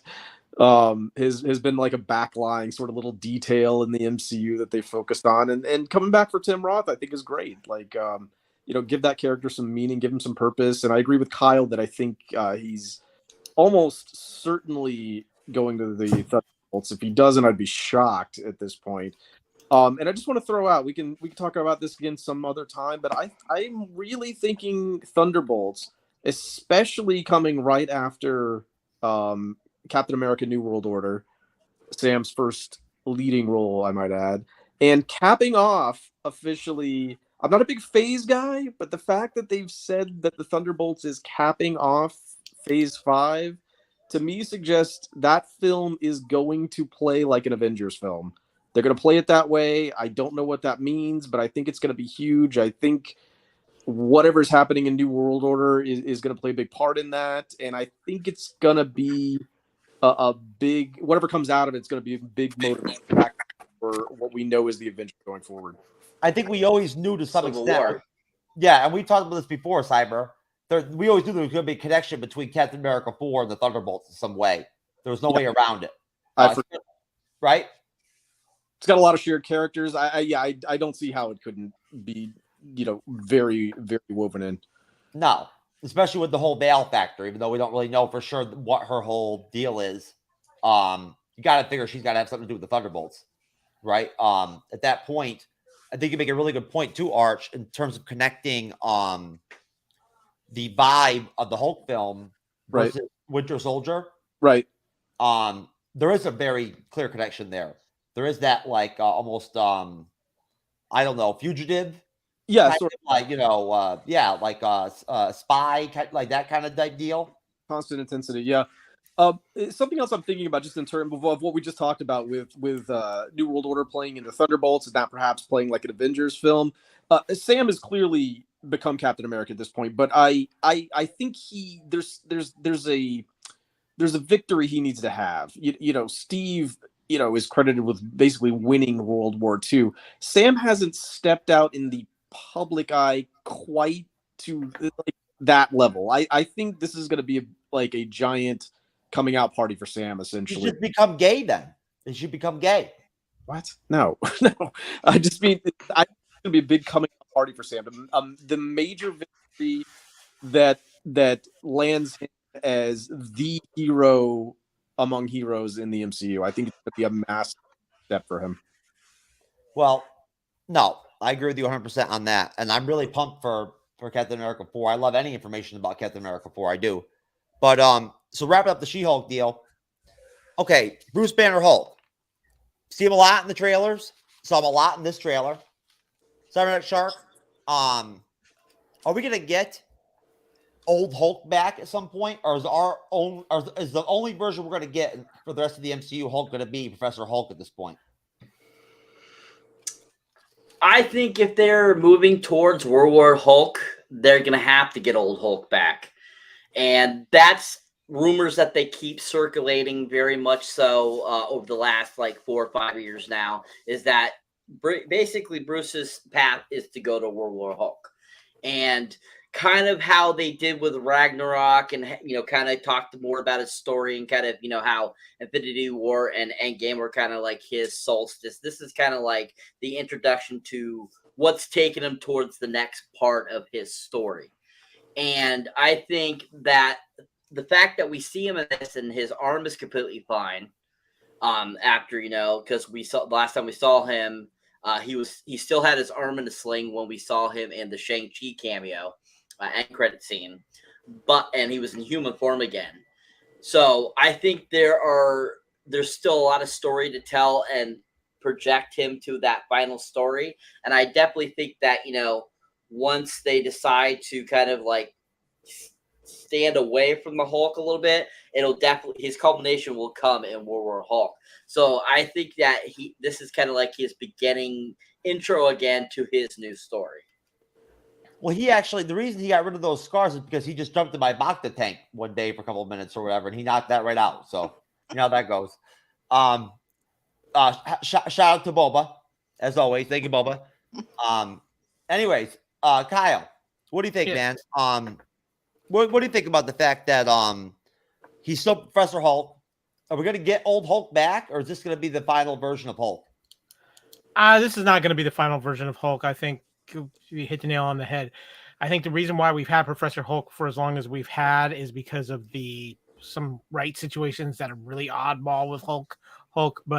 And as far as being able to use him in an individual movie, but with them doing World War Hulk, if that's what's coming on Disney Plus, I think they're going to get a little creative, obviously, because they've already altered the story for World War Hulk. I think maybe what we see is maybe Scar come to Earth, and like, oh, he was the love child the Hulk had while he was on that planet with the Games Master. But I could see where during that storyline something happens to change him back to a more savage, or we see that building, and then we'll go from there. I think a big part of this too is with the Hulk. It's just a weird situation. How much longer does Mark Ruffalo want to be the Hulk? I think that's a big factor into this too. From every impression I get, it looks like they're really setting up the Hulk to be a big player in this next saga too. And maybe much like Chris Hemsworth's Thor could last through this the multiverse saga and leave the MCU after the multiverse saga. So, but I think we're going to see a few different iterations of the Hulk before the multiverse saga is completely finished out. I would expect to see it. I'm hoping we see a Joe Fixit at some point too. Kyle, really maybe think of something there for a minute. I've never read anything in terms of how much Mark Ruffalo really cares about playing the Hulk. If it's a big thing for him, is it like a big deal for him? Like, does he care about the character? Does he not care? Like, I have no idea. I think he really cares because he's in his own way almost involved in the MCU as much as Robert Downey Jr. used to be. I mean, he's him and Hemsworth have kind of taken on the we're the old guys around here. We're the transition guys. And I mean, for him to do She-Hulk, for him to be even open to doing World War Hulk, I think they're throwing him a ton of money, and I think he's having a blast doing it. So, Arch Stanton, is this going to be is Professor Hulk going to be our final version of Hulk? We're going to get old Hulk back, and you tell me. We're definitely getting new versions. There's no way he's just leaving him here and they're just gonna transition to other characters. You're gonna get some different Hulks. You might end up with Red Hulk. You're obviously getting She-Hulk. Abomination's coming back. Yeah, you're gonna wind up with Savage Hulk coming out, or Classic Hulk coming out. You're gonna get some new versions for sure. I don't know if it's going to be World War Hulk specifically or some significantly modified version of that, but yeah, absolutely 100%. You're getting something else out of that. Renee, what do you think? Yeah, I think whatever the problems, copyright character, whatever, hopefully they can work all that out. But I think the tension of or the anticipation, will the old Hulk come back at some point? Will that just who just goes ape wild shit and just bangs everything out? I think that's something that the fans definitely would want. I think it's something would be really great for certainly something to tease and keep going and building for it. I think that would be something really great for the franchise itself. Going to Mark Ruffalo, I mean, there again, one more time, perfect, great actor, wonderful actor. Kind of stepped into what Ed Norton had started with, and he's kind of one of the outliers out there. Not really part of the MCU, but almost, so enough that maybe we can sort of squeeze him in. But he sort of took on and really ran with the character. And if he wants to stay with it, I don't see why not. I mean, guys like Ruffalo, I mean, I can see them taking their paychecks that they get out of this and putting it toward their own production companies and their own projects and smaller things that they like to do and they like to put out, so that they, they're actors, they want to put their craft out there, and I'm totally support whatever they want to do. And if they want to use this money and use this as a way to do it, I'm not going to fault any actor for being, that commercial, because when Mark Ruffalo first came out, he actually acted in like the Meg Ryan film where she tried to pretend she was Sharon Stone for a movie or whatever. I forget what it was called, but it was one of her last like big ones.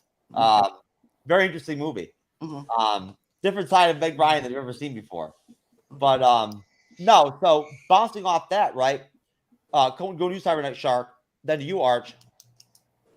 We've talked about this before, but we haven't talked about it in a minute. And I think this is a good time to ask again.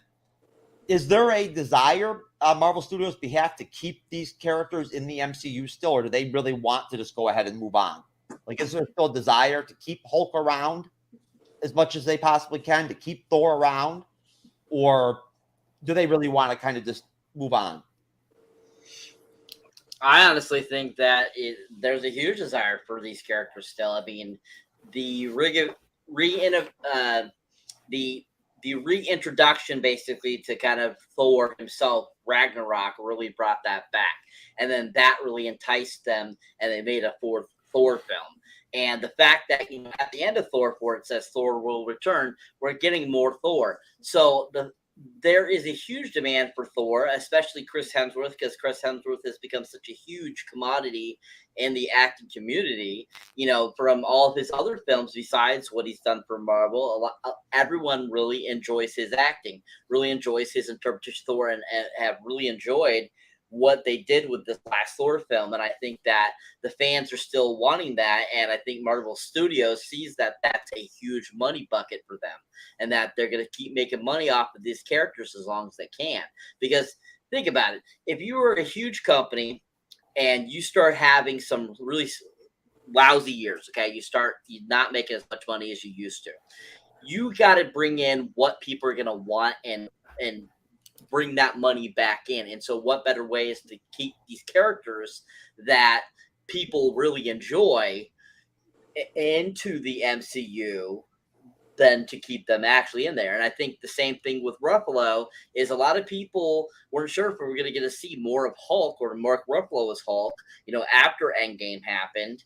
And the fact that they're bringing it back for She-Hulk, a lot of people love that. They love to keep getting Mark Ruffalo, because Mark Ruffalo really took what, Ed Norton started off with and trying to build on, really just did an amazing job with the character and gave us this really incredible story and just gave us a really fantastic version of Hulk. And I think a lot of people are still wanting that. So I think that people are still wanting these characters, and I think that's why they keep bringing them back. Because, I mean, you look at Iron Man, you look at Captain America, both Chris Evans and Robert Downey Jr. did it for almost 10 years or did it for 10 years.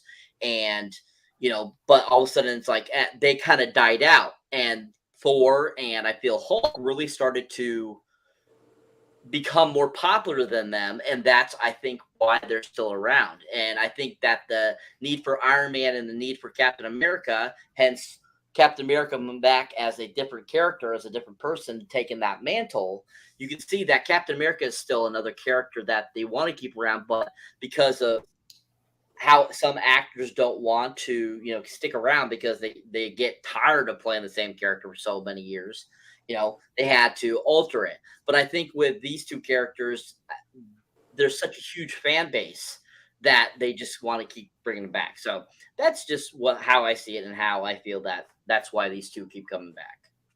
Arch, what do you think? What's your take on that? You think that that there is a proclivity for Marvel Studios, a real effort on their behalf, where maybe in the behind the scenes they're pushing people like War Machine, Yes. and whatnot to stick around?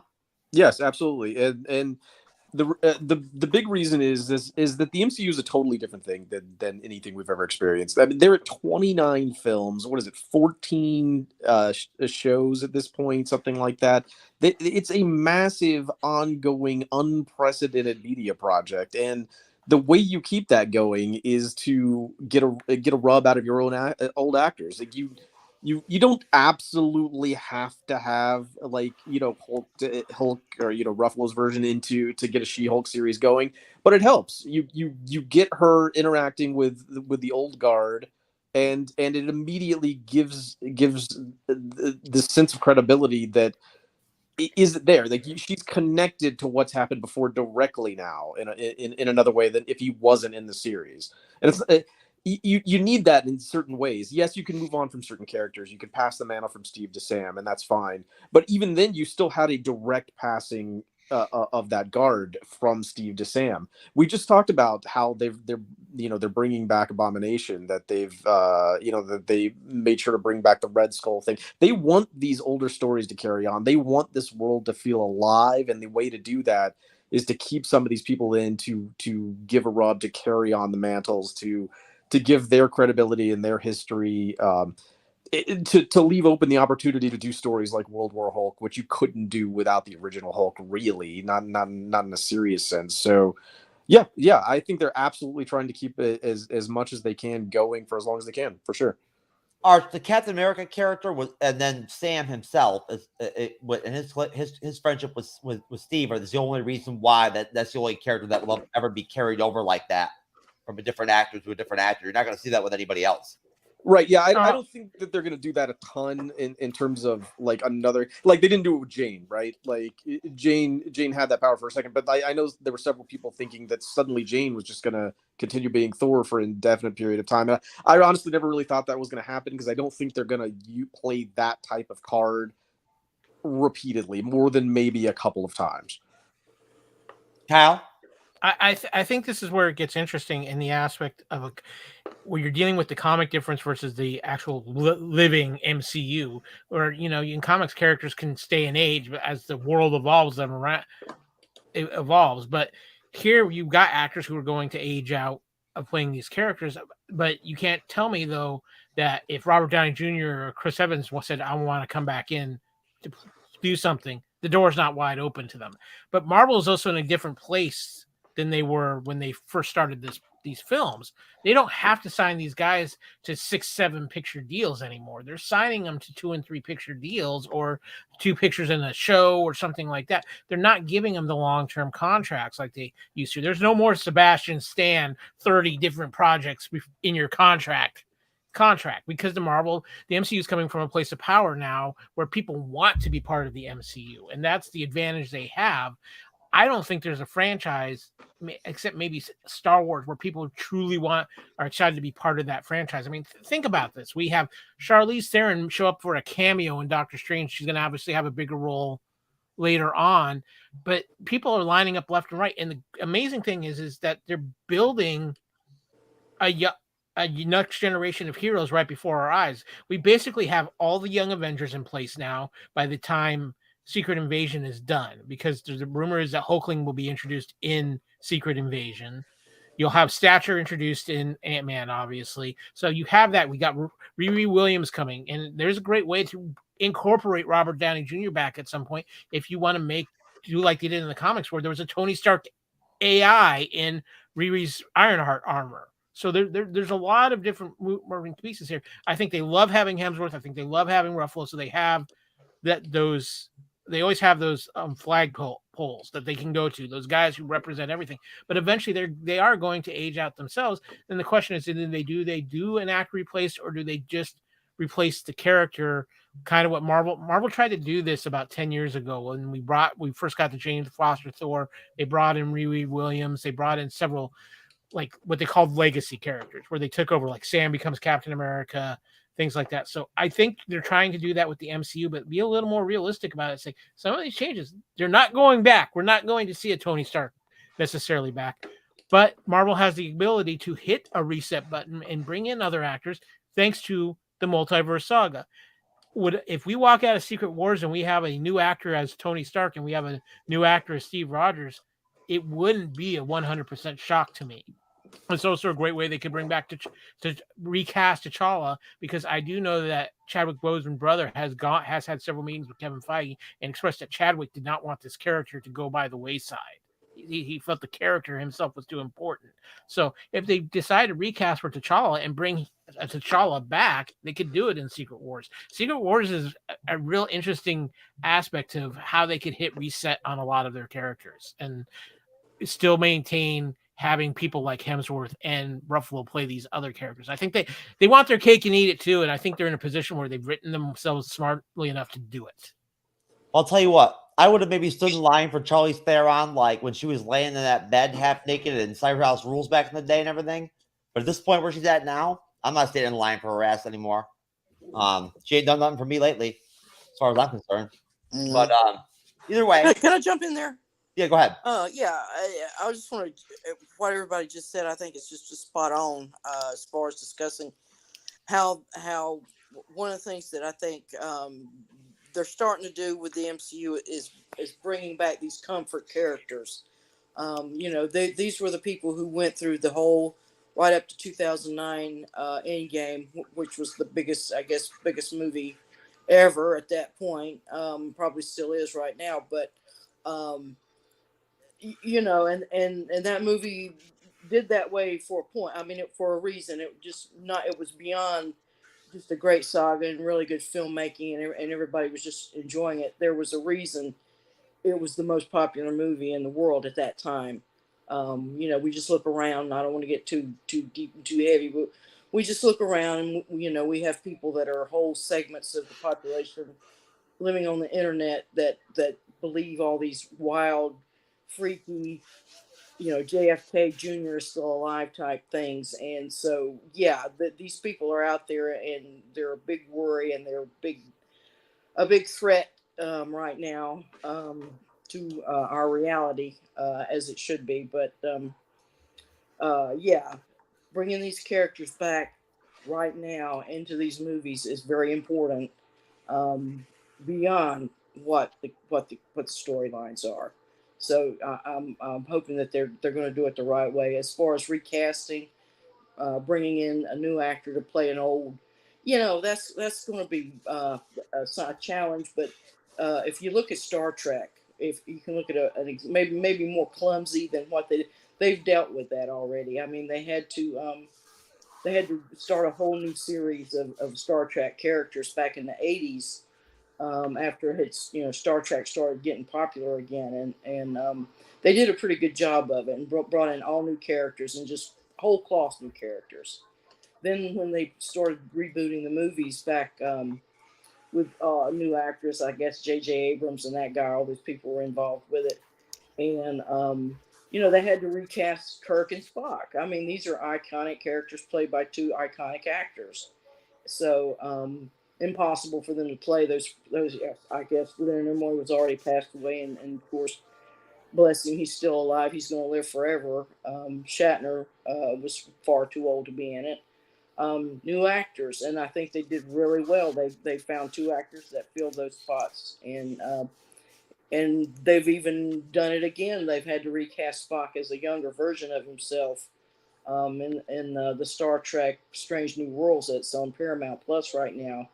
and they've done, I thought, a really good job. They managed to do it. So yeah, it is possible to recast. You just have to take care and love and just do it the right way. Okay. And we're going to have to let Kyle go and let Arch go at this point, and then pretty much after that, me and Cyber and Renee are going to be bouncing after that. But either way, Kyle, Arch, we appreciate having you on. Absolutely, man. Absolutely. Yeah, Kyle. Kyle, Arch, Arch, if you want to start, Arch, if you have any final thoughts as far as if we don't see you here for a minute, anything from San Diego Comic-Con, you want to just anything you want to any last opinions, anything that stood out to you want to mention, anything at all, it's up to you. And then besides that, anything you want to tell us about the Podcast of Champions? No, just in general, the whole San Diego Comic-Con, the Marvel panel was just massive, and I know that there was a little sentiment that we didn't have a clear direction at this point. We were a few projects in, not a lot of time, but they've got so many projects coming out that it feels like, what are we going to do? There's no direction, and I just think they really set that course. It's made me feel insanely better about Phase 4 in general. I just feel like there's something going on. I know that this stuff is happening. We talked about like the possibility of Doom showing up, and it wouldn't just be a cameo now. It'd be like, whoa, well, what's he gonna do in secret? I just feel this momentum now, and I have that Thanos head turn sort of feel way back in Avengers, where I was like, holy shit, this is leading somewhere. So like, I'm just completely reinvigorated back in Comic-Con. I'm excited. Well, I think that partially some of the things with some of the stuff with Doom has to do with the Fantastic Four films that came out with Fox and how they did Doom in those. Yeah, of course, yeah. All right, Arch, anything new with Podcast of Champions, card.freeforums.net?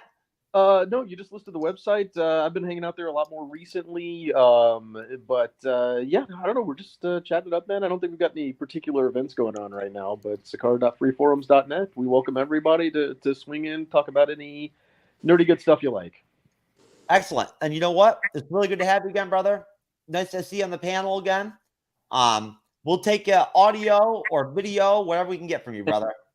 No problem, man. Good to see you, Cyber. Renee, good to see you, man. Kyle, good to see you again. If I haven't All right. Good to see you too, Arch. Yeah, good to see you, Arch. And Kyle, thank you, as always, for being willing to be such a professional, jump on so quick the way you did. I figured you'd be interested in talking about these topics. I did. I figured once I flashed them at you, you'd want to jump on. And luckily, I was right. Thanks for coming on. It's always great to talk to MCU, and it's an exciting time. We had so much information drop out of San Diego Comic-Con, and we still have a ton more coming up with D23.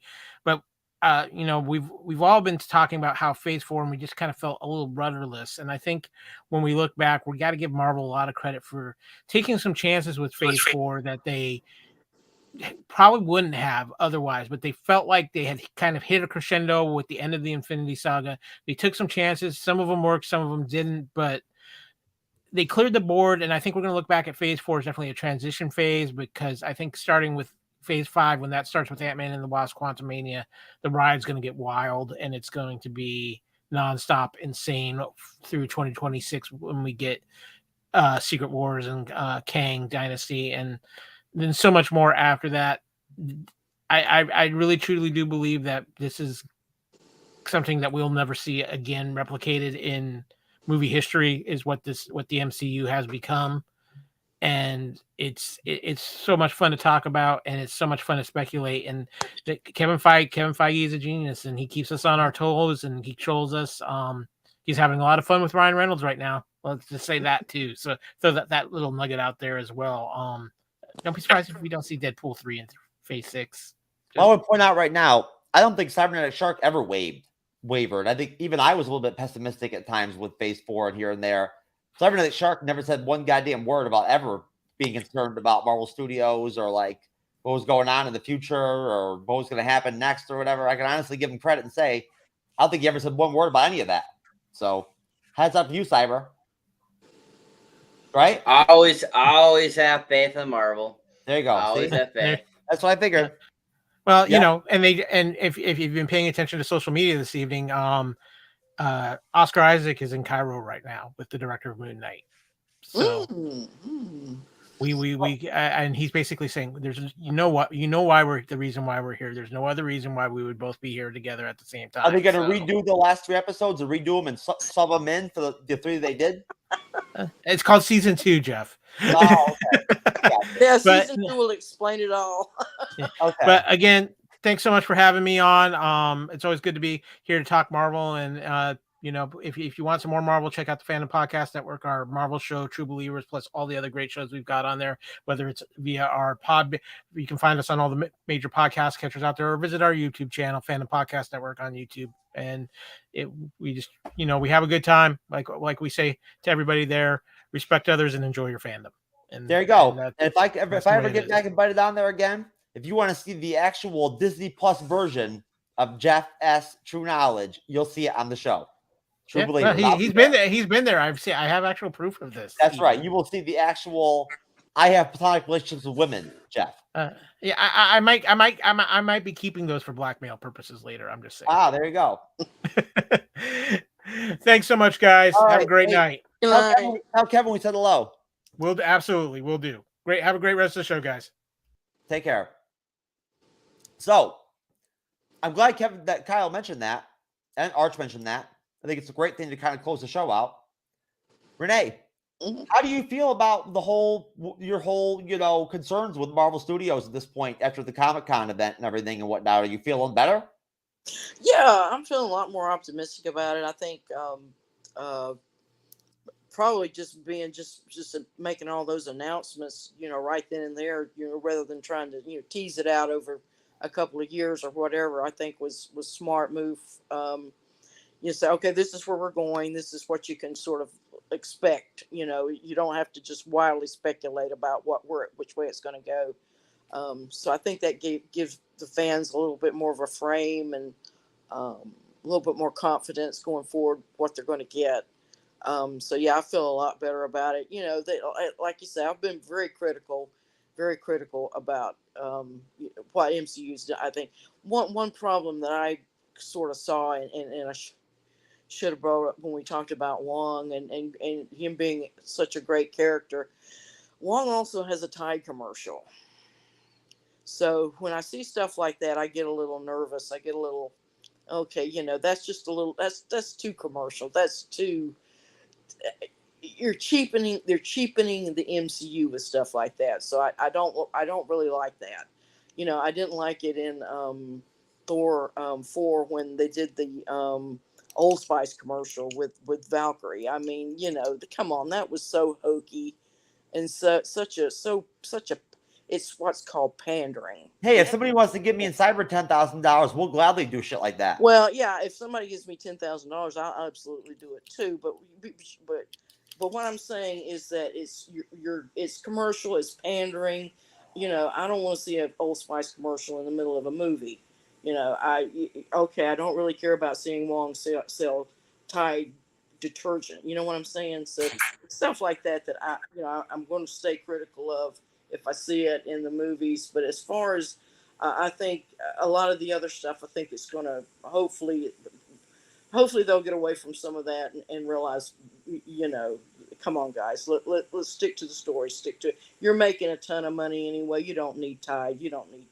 Well, for $25,000, I'll take freaking deodorant, rub it over my body. Wow. Well, no, Tide's. I don't know how much Benedict Wong's getting, but my God, you can better believe Disney is getting a big pile of money for that. To let yeah. Well, Saturday Sharp, having never been wavered anyway with Marvel Studios or where the direction was going and whatnot, what do you think? Do you feel like the fandom at least is feeling better overall at this point? I mean, not just. Of course, there's going to be euphoria after something like the San Diego Comic-Con panel with Marvel Studios. I'm saying in general, do you feel like at this point right now, what we've been given is enough to kind of stem the flow of some of the pessimism and the criticism?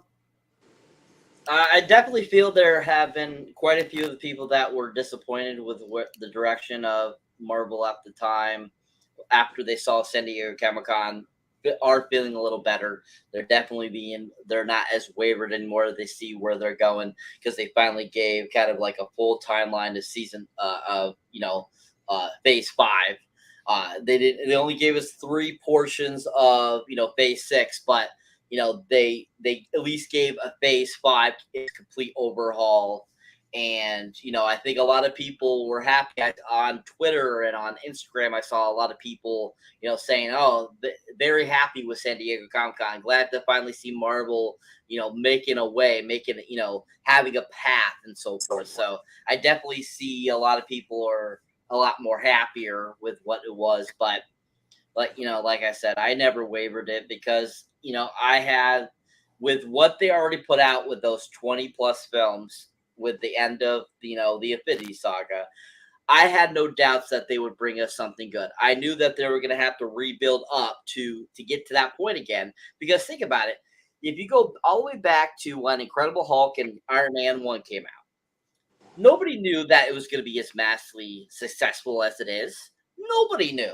Not even Marvel Studios knew that they were going to become this huge. No, So they were getting loans out just to make the films. Yeah. Exactly. So there's always going to be a rebuild period after a climactic end in any type of studio, in any type of film series. And what Marvel has done is basically, kind of like what Kyle said, them taking the risk they did was, Phase 4 so far. That was the rebuilding period. So once Ant-Man 3 comes out, which, like he said, I think that's definitely going to be the starting block of that same up-tempo of what the Infinity Saga brought us. And I think a lot of people are gonna really start to, realize, oh, why did I doubt Marvel Studios at all? This is kind of dumb. I see now where they're going. And I think that's basically just what people are waiting for. How much of a big deal do you think is that they actually went ahead and threw the Avengers stuff out there? Do you think that's really that big of a deal that they took it to that level? Oh yeah, 100%. Because a lot of people were like, oh, basically after Infinity and Endgame came out, a lot of people were like, they haven't mentioned any other Avenger films. They're not going to do any more Avenger films. And a lot of people were like, they're not going to make any more Avenger films, and started losing their minds. And I was like, there's more Avenger films coming. Just, you got to wait. They have to rebuild to it. And, that's basically what they're doing. If you look at how the timeline's working with these phases, they had to do all of Phase 4. They have to do Phase 5 to get to that point again. And if you look back at the first 3 phases, it took them a whole phase to get to even the first Avengers. Then it took another half of a phase before they got to, the next Avengers. And then they concluded with 2 Avenger films in the final phase of that Infinity Saga. So it's a build-up period, once again. So I definitely think that when they finally announced that there was 2 Avengers films coming out within 6 months of each other, people lost their shit. It was absolutely hilarious what I was reading on Twitter and seeing on Instagram and stuff. They're actually coming out they're both coming out within 6 months of each other? Yeah, they're coming out the same year. They'll make the movies. They'll probably make both movies at the same time. I didn't know that. I had no idea it was like that. I had no clue. Yeah, May and then November. Wow. You know what you're talking about? So just the anxiety. I think that the people were saying, "Well, the Avengers are never coming back," and I sort of had the feeling, particularly with like a lot of the characters that. And it'll be kind of lost on you two guys, but it's what I call the My Three Sons effect. And there was a TV show called My Three Sons, and this happened on a couple other TV shows too.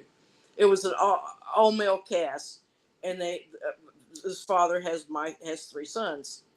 One son, the actor, was called Tim Considine, and he wanted to leave the show for whatever reason. So the oldest son goes off to college. They adopt the kid from next door, so they still have My Three Sons. And then the oldest son was never mentioned again. It was like he never existed for the rest of the series. And this happened in a show called Bonanza. And I think it happened in Happy Days. Happy Days originally had maybe they sold that one kid to Kevin Spacey. Well, repeat that. What'd you say? I heard maybe they sold the one kid to Kevin Spacey. Yeah, well, I don't know. Hopefully not. But if you ever seen My Three Sons, this one goes, Anyway, it's just it's for the old fans out there, if there anybody that's still awake. Well, I actually heard that Kevin Spacey's going to try to sign a long-term contract with Marvel Studios and Disney so he can work with the youth aspects of. Well, yeah. I hope not. So let me ask you though, Renee. I don't believe for a second that you ever were like so hung up that you had to see the Avengers put out in front of you or whatever to like feel like you could feel comfortable with what was going on. But at least, did that? Yes, I did need that. I needed something that. for you. I needed to know that the Avengers were coming back at some point, if only just one or two of them. I gotta, we gotta have that. We gotta have that thread going back to the foundation. We the saga, the heritage, the legacy. We need that. We need. Yeah, we're gonna have new characters and everything. It's got to change, but we don't have to throw everything out. Well, if you look at Disney's financials in the last couple of years, and then with the Star Wars stuff and everything, how well they've done financially, I think it was pretty obvious the entire time that they were not going to be forgetting about the Avengers anytime soon. You know what I'm saying? Well, probably not. Probably not. No. As far as their bottom line goes, they need some Avengers, baby. Well, you think that, but then you look at them, and I hate to say it, but the mess that the DCCU has become. I mean, it's just, oh my gosh! And I mean, every once in a while they have something like Joker that comes out that just is just terrific, but so much of it's just a mess.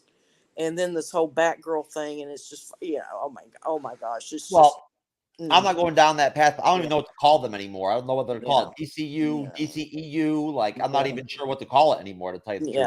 Yeah. It's horrible and such a disservice to such great characters as Superman, Batman, Wonder Woman, Swamp Thing, all those great, all the villains, Joker, and all that. And I can't think of any of the others.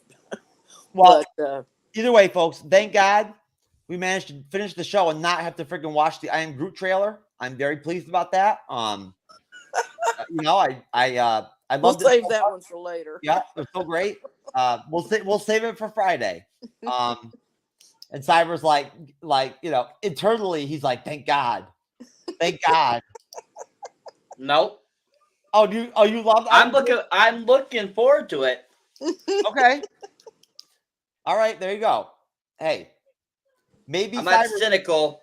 Maybe Cyber sees something that I Am Groot that I don't see yet. Well, they got I saw the trailer and they got the little cubicle, the little pill-shaped characters. And who do you think they got that from? The Minions. Well, a lot of times Cyber knows things I don't know, so like you never know. I could be an asshole and I Am Groot could win an Oscar. So you never know, right? Could be a possibility. Either way, folks, I'm going to go around real quick, close the show out. Cybernetic Shark, if you want to start off, please, sir, as always, feel free to discuss and talk about your individual content, which I know since I talked to you recently, you told me that you've actually made quite a bit of lately. If you want to just talk about what all you do, what platforms you're on. I've seen you on Rizzle recently. I actually jumped on there the other day for the first time in a long time. It's good to see you on there. Nice to be back home for a minute. You know what I mean. You ever forget where you came from, right? No, you don't. That's right. Anyways, go ahead. Anyways, folks, if you enjoy us here on the MCU's Bleeding Edge, I have my own solo content that I do to entertain this wonderful world that's out there. And like he said, yes, I was putting out a whole bunch of content over the last week, especially for Shark Week. I was doing shark-themed reviews. I've been trying to put out at least 3 videos a week for you guys, if you keep an eye on that channel. Of course, under Cybernetic Shark, of course, on YouTube.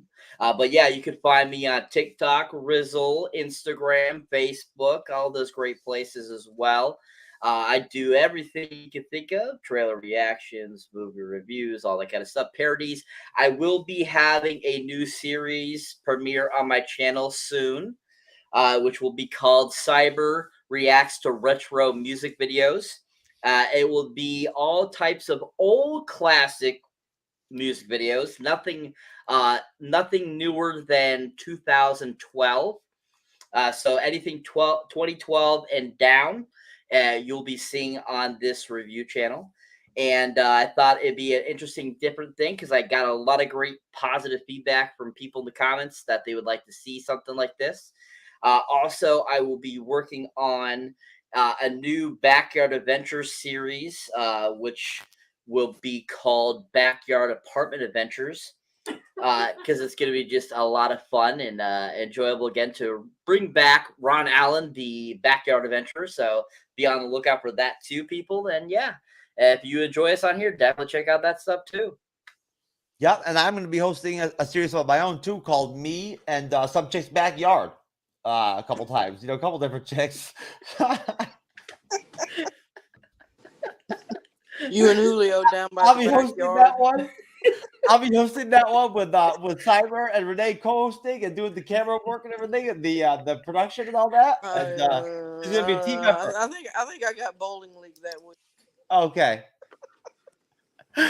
Either way, it's gonna be my version of Bear Grylls, except instead of like doing intense feats out in the woods, I'm gonna be getting after it in the woods, if you know what I'm talking about. But either way, Renee, you're happy, of course. You could mention the Podcast of Champions, Sakara, if you want, and whatnot, and tell us about any of your fascinating life over there in the Carolinas. Oh yeah, Carolinas is fascinating here. It's been raining every day, storming.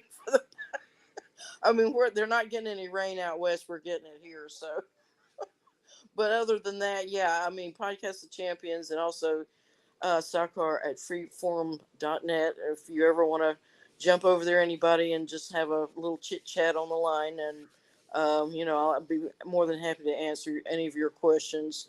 I'm in contact with the stars, and I'll be doing forecasting and things like that, whatever you want.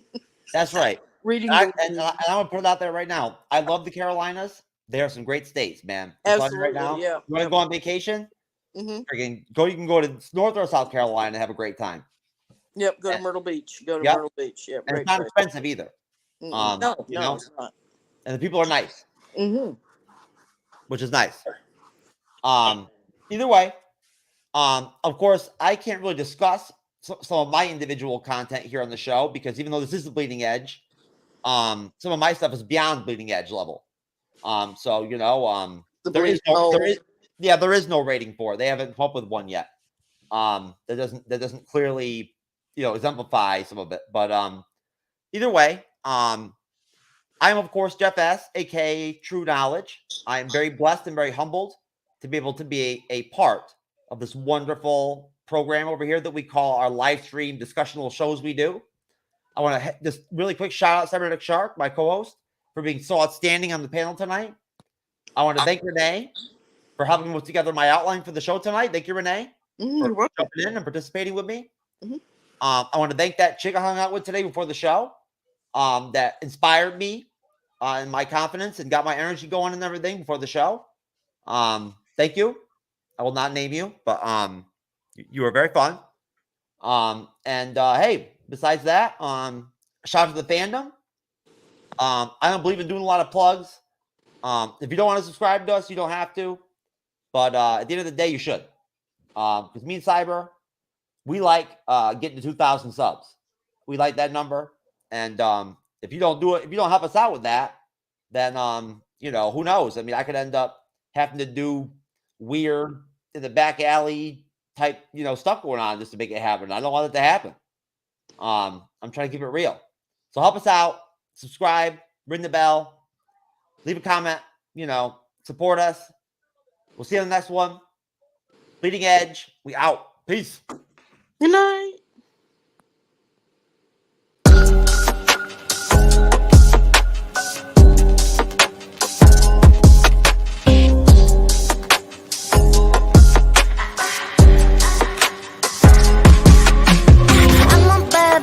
Every day of the week. If I hop up on the mic, they gon' gon' play it on repeat. Cash 100 milli check, I get paid just to breathe. Kill it 24/7 cause I slay in my sleep. Flames pipe down.